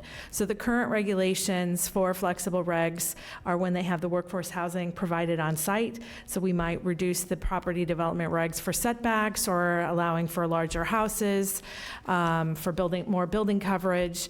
And it's specifically for the area in which the workforce housing is provided on site. So as an example, if you have a planned unit development that has 5 pods and the workforce housing is in one of the pods, that entire pod where the workforce housing is allowed would be allowed to have the flexible regs. It doesn't apply it across to the other 4 that don't have workforce housing applied to it. The limited incentive program doesn't have the flexible regs. If we were to modify the code one suggestion would be to take the allowances that we do for the Fulham program to allow those flexible PDRs for the limited incentive program. Allowing it across the board for the entire development would require more analysis and possible different requirements for submission so that we can ensure that the development works for drainage and access and so forth. So that right now it's just contained in one particular area when they're provided on site. Thank you, Wendy. So If I could ask my fellow commissioners to turn to page 11 of the last page. There are 5 questions or areas that staff is asking that we answer. We are going to have a hard stop at 1, and we're breaking until 3 today. Just to let everyone know, we do have 6 speaking cards on this topic. So we will start with them. Okay, if I can get everybody to line up quickly. Cindy LaCourse Bloom, Kevin Rattery, Michelle Jacobs, Catherine Kohlmeyer, Gina Powell, I think I got it right this time, and Linda Smith. Hi, good morning, Madam Mayor, Commissioners. I'll talk fast, which I normally do anyway, so we're good. I wanted to speak on the request for the waiver on the, for projects that are 100% workforce housing. I spoke to this when we had the agenda earlier this year, but I think I wasn't clear, so I thought maybe, or maybe I was, but I felt that I was not. So I wanted to give you an example of what that looks like on a project. So without getting into too many particulars, we have a project that's being built on 1.9 acres, 1.91 acres, and the zoning's HR8. The standard density is 15.28 acres and a workforce housing bonus density of 4.74. That gives us a total of 20 units, and one of those has to be workforce because we got those bonus densities. But we're doing the entire 20 units at workforce already, but because of the way the program's structured, because they are already encumbered, we have to pay the buyout fee of $100,000. So we're having to use subsidy to pay that. So what we're asking for is a waiver that we don't have to do that because we don't have any market rate units to offset the cost. Thank you so much. Thank you. Just to clarify, that's on 100% Workforce workforce price. housing, correct? Correct, and that's what's being asked. Number 4 on the last page. Mr. Rattery. Good morning. For the record, Kevin Rattery. I am here representing the Gold Coast Builders Association. I am not here with my other hat, just to make sure the board's aware. I do have a very quick presentation, Madam Mayor, if you can give me some indulgence, but the term industry is being thrown around a lot. There were multiple meetings, multiple different groups that represented different industries, so I want to be clear as to what the Builders Association's position is. I want to start here. And that is, what does the Florida statute say that a local government must include if they have an inclusionary zoning requirement? And I've underlined the relevant portion that says a county must provide incentives to fully offset all cost to the developer of its affordable housing contribution or linkage fee. And then it gives you 3 examples of what incentives can be: density bonus, waiver of fees, granting of other incentives. Next page, please. This is right out of the county's Unified Land Development Code under the limited density incentive option, and it says the only incentive available through the limited incentive option shall be the density bonus. So I want to be key in on that phrase. Can you go back to the previous page as well so we can compare these two? Yep. So it is saying here that we have to, it says they may include, but are not limited to. Correct. So Okay. you have to fully offset, but you have options as to how you choose to fully offset. You can go back forward, thank you. Okay, thank you. Next page. Okay, looks like a lot of math here. If you look on the left-hand side under limited incentive option, a project which is not requesting a density bonus still has an obligation to provide 7 workforce housing units because they're a percentage of their standard, and there's a percentage of their PUD. If that project chose to be a full incentive, to get to the flex regs discussion, with zero density bonus, their obligation would go from 7 to 13, just reference point. So what does fully offset mean? Well, let me give you an example, next page. If that project that had 7 workforce housing units chose to cash out, and the board approved a cash out, their cash out price would be $1.027 million. But your code just specifically said they do not get any incentives. Those two don't line up. The developer has just paid $1.027 million for the requirement for the workforce housing, but has received no incentive from the county. What we as industry, I'm sorry. You can proceed. What we as industry are simply asking the board to do is explore allowing the use of the same flex regs that apply to full density incentive projects to limited density incentive projects. Doing it through the workforce housing program is the easiest way to do it because projects over 10 units are required to have it. So you're in favor of the fifth option they're presenting us? Flex regs. Thank to, you. To cut short, yes, I could have saved you 3 minutes. Yep, you could have. Thank you. Hi, Michelle. Please proceed. Good afternoon, Michelle Jacobs, President of the Economic Council of Palm Beach County. I'm also here as an Executive Committee member of Housing Leadership Council.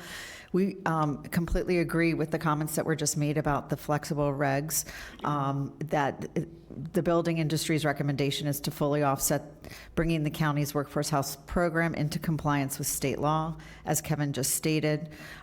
We also just want you to consider providing density bonuses greater than 50% by right so that the projects can be underwritten at a greater density.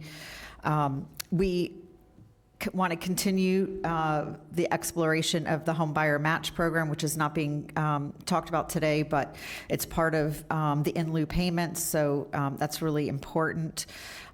Please allow the nonprofit developers to receive multiple subsidies for the development of new for sale projects.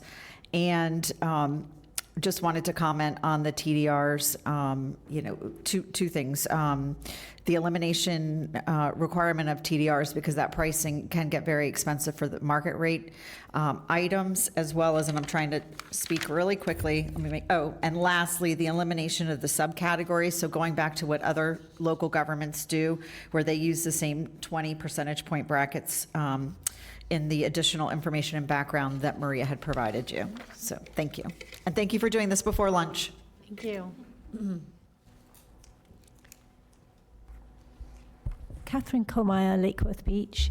I just want to say please do not do away with the charging of transfer of development rights, some of which funding goes to maintenance of environmentally environmentally natural sensitive areas. You know what I'm talking about. In August, you decided not to waive those fees, not to move them from the environmental purpose to housing. So please continue that trend and say please don't go ahead and do away with them altogether. Thank you. Linda Smith, Jupiter, Florida, Sierra Club, Loxahatchee Group. Again, I agree. Please do not consider elimination of the requirements to purchase transfer of development rights, or TDRs, with the comprehensive plan amendments that increase density.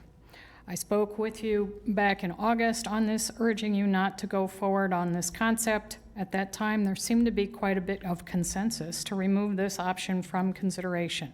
But here it is again, so I don't know. Please stand by your well-founded consensus. Do not eliminate the requirements to purchase TDRs. In light of the previous discussion that just happened about budgets and DOGE, this is not a good time to be considering removing the maintenance funds from our environmentally sensitive lands.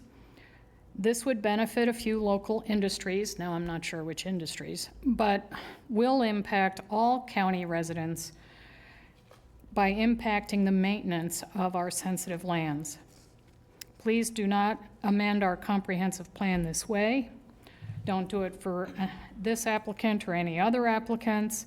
I often join many passionate volunteers, citizens doing what they can do. This Thursday, I'll be joining 10 to 20 volunteers spending their morning removing trash out of Lake Osborne. And I'll talk more about trash after 3 o'clock. Preserving our environmentally sensitive lands is a bipartisan issue. Note, TDRs are not required for projects that are not asking for a comprehensive plan amendment. All developers and construction industries have to do to avoid the expense of TDRs is to follow the comprehensive plan, if I understand this correctly. So please do not ask me to come back here and waste 3 minutes of your time and half of my day. Please don't bring this up again. Thank you. Thank you. Please state your name for the record. Jenny Powell, Lake Worth Beach. I agree with the two previous speakers. Full disclosure, I'm retired from the county in the environmental department. And I also want to encourage you to stay the course and not redirect those TDR sales proceeds. When I was at the county and in the environmental department, they did an excellent job, of course, with the commissioner's support over the years for that program, buying the land, building the public use facilities. But the thing that they didn't have money for, and probably still don't have a lot of money for, is the maintenance. And those natural areas and their public use components are nearing 25 or 30 years. So they really need the maintenance money. So I hope you'll stay the course on that and keep things like they are. Thank you. Thank you so much. With that, we're going to be on recess. When we get back, Commissioner Weiss will hear your comments.